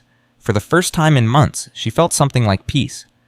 That evening, Rachel descended to the underground facility alone. She sat at her father's desk and pulled out the letter he had left in the vault. She had read it 100 times, but tonight the words hit differently. Use this wisely, mija. Protect the innocent, fight the guilty, and never ever forget where you came from. Rachel looked around the facility her father had built, the monitors showing a peaceful street outside, the files containing secrets that could reshape the world, the equipment that had supported 42 years of covert operations. This was her inheritance now. Not just the money or the property, but the mission, the purpose, the responsibility to continue what her father had started. She thought about the woman she had been a year ago, the exhausted waitress struggling to make rent enduring her siblings' mockery, wondering if she would ever be anything more than a disappointment. That woman was gone. In her place stood someone new, someone stronger, someone worthy of Samuel Thompson's legacy. Rachel opened her laptop and began to work. There were assets to manage operations, to oversee threats, to assess. The Santiago cartel was destroyed, but others would rise to take its place. The world would never run out of evil men with dark purposes, and she would be there to stop them. Tyler came by the next morning to pick up the girls for their weekend visit. He looked healthier than he had in years. Sober. Present. The rehabilitation Rachel had demanded was finally taking hold. "Thank you," he said as the twins loaded their bags into his car, "for giving me another chance." "Don't thank me, thank them." Rachel nodded toward their daughters. "They're the ones who believed in you. I won't let them down, not again." "I know you won't." She watched them drive away, then returned to the gas station. There was work to do. There was always work to do. 1 year after Samuel Thompson's death, Rachel organized a memorial service, not the formal funeral they had held initially, but something more personal, a gathering of the people who had known Samuel for who he really was. They came from around the world, intelligence officers, diplomats, assets Samuel had protected over the decades. They shared stories Rachel had never heard about the man her father had been in the shadows. His courage, his kindness, his unwavering commitment to protecting the innocent. Elena spoke last. "Samuel Thompson was my partner for 35 years. She said, her voice steady despite the tears on her cheeks. "He saved my life. He saved countless other lives. And when he died, I thought his work would die with him." She turned to look at Rachel. "I was wrong. Samuel's legacy lives on in his daughter, in the woman who took everything he left her and used it not for herself, but for others, who faced down threats that would have broken most people, who proved day after day that she is worthy of the name Thompson." Elena raised her glass. "To Samuel and to Rachel, may the star of La Estrella shine for another 42 years. After the service, Rachel walked through the gas station alone. She touched the counter where she had sat as a child, the shelves she had stocked as a teenager, the register her father had worked for 4 decades. This place held so many memories, so many secrets, so much history, and now it was hers. She descended to the underground facility and sat at her father's desk. On the wall was a photograph she had added recently. Rachel with the twins standing in front of La Estrella. 3 generations of Thompson women smiling at the camera. Beside it was the photograph of Samuel on opening day 1982, young and full of dreams, not knowing that this humble gas station would become the center of an intelligence network spanning the globe. Rachel looked at both photographs for a long moment. Then she opened her laptop and began reviewing the day's reports. There was work to do, threats to assess, assets to protect, operations to manage. Her father had done this work for 42 years. She would do it for 42 more. The phone rang. "Elena." "Rachel, we have a situation developing in Venezuela. One of our assets has gone dark." "Brief me." "It could be a trap. It could be legitimate. We won't know until we investigate." "Then we investigate." Rachel stood and grabbed her jacket. The twins were at school. Tyler would pick them up if she was delayed. Everything was in place. She walked toward the stairs, then paused and looked back at the facility one more time. At the monitors, the files, the equipment. At the legacy her father had entrusted to her. She thought about the woman she had been. The waitress who had served pancakes and wondered if her life would ever be more than struggle and disappointment. She thought about the woman she had become. The keeper of a $250 million fortune. The manager of an international intelligence network. The mother of 2 remarkable daughters who would carry this legacy forward. She thought about her father, the quiet immigrant who had pumped gas for 42 years while secretly protecting the country he loved. And she smiled. Because Rachel Thompson, the divorced single mom who had been mocked for inheriting an abandoned gas station, had discovered something worth more than $250 million. She had discovered who she really was. Not a failure. Not a disappointment. Not the family embarrassment. A warrior. A protector. A worthy heir to Samuel Thompson's legacy. They had laughed at her inheritance. They had called it worthless junk. They had told her to take $30,000 and walk away, but Rachel had found the key. She had opened the doors. She had descended into the darkness and emerged with treasures beyond imagination. And now she stood where her father had stood, ready to continue the work he had started, ready to protect the innocent and fight the guilty, ready to face whatever challenges lay ahead. Because that was what Thompson women did. They survived. They fought. They won. Rachel climbed the stairs and stepped out into the sunshine. Elena was waiting with the car running. "Ready?" Elena asked. Rachel looked at La Estrella one last time, at the humble gas station that had hidden an empire, at the legacy she had inherited and would protect with her life. "Ready?" she said. She got in the car and they drove away toward whatever danger awaited. Behind her, the star on the sign caught the morning light and gleamed like gold. Samuel's Memorial Station, a monument to one man's sacrifice, a beacon for the battles yet to come, and proof that the greatest treasures are always hidden in plain sight.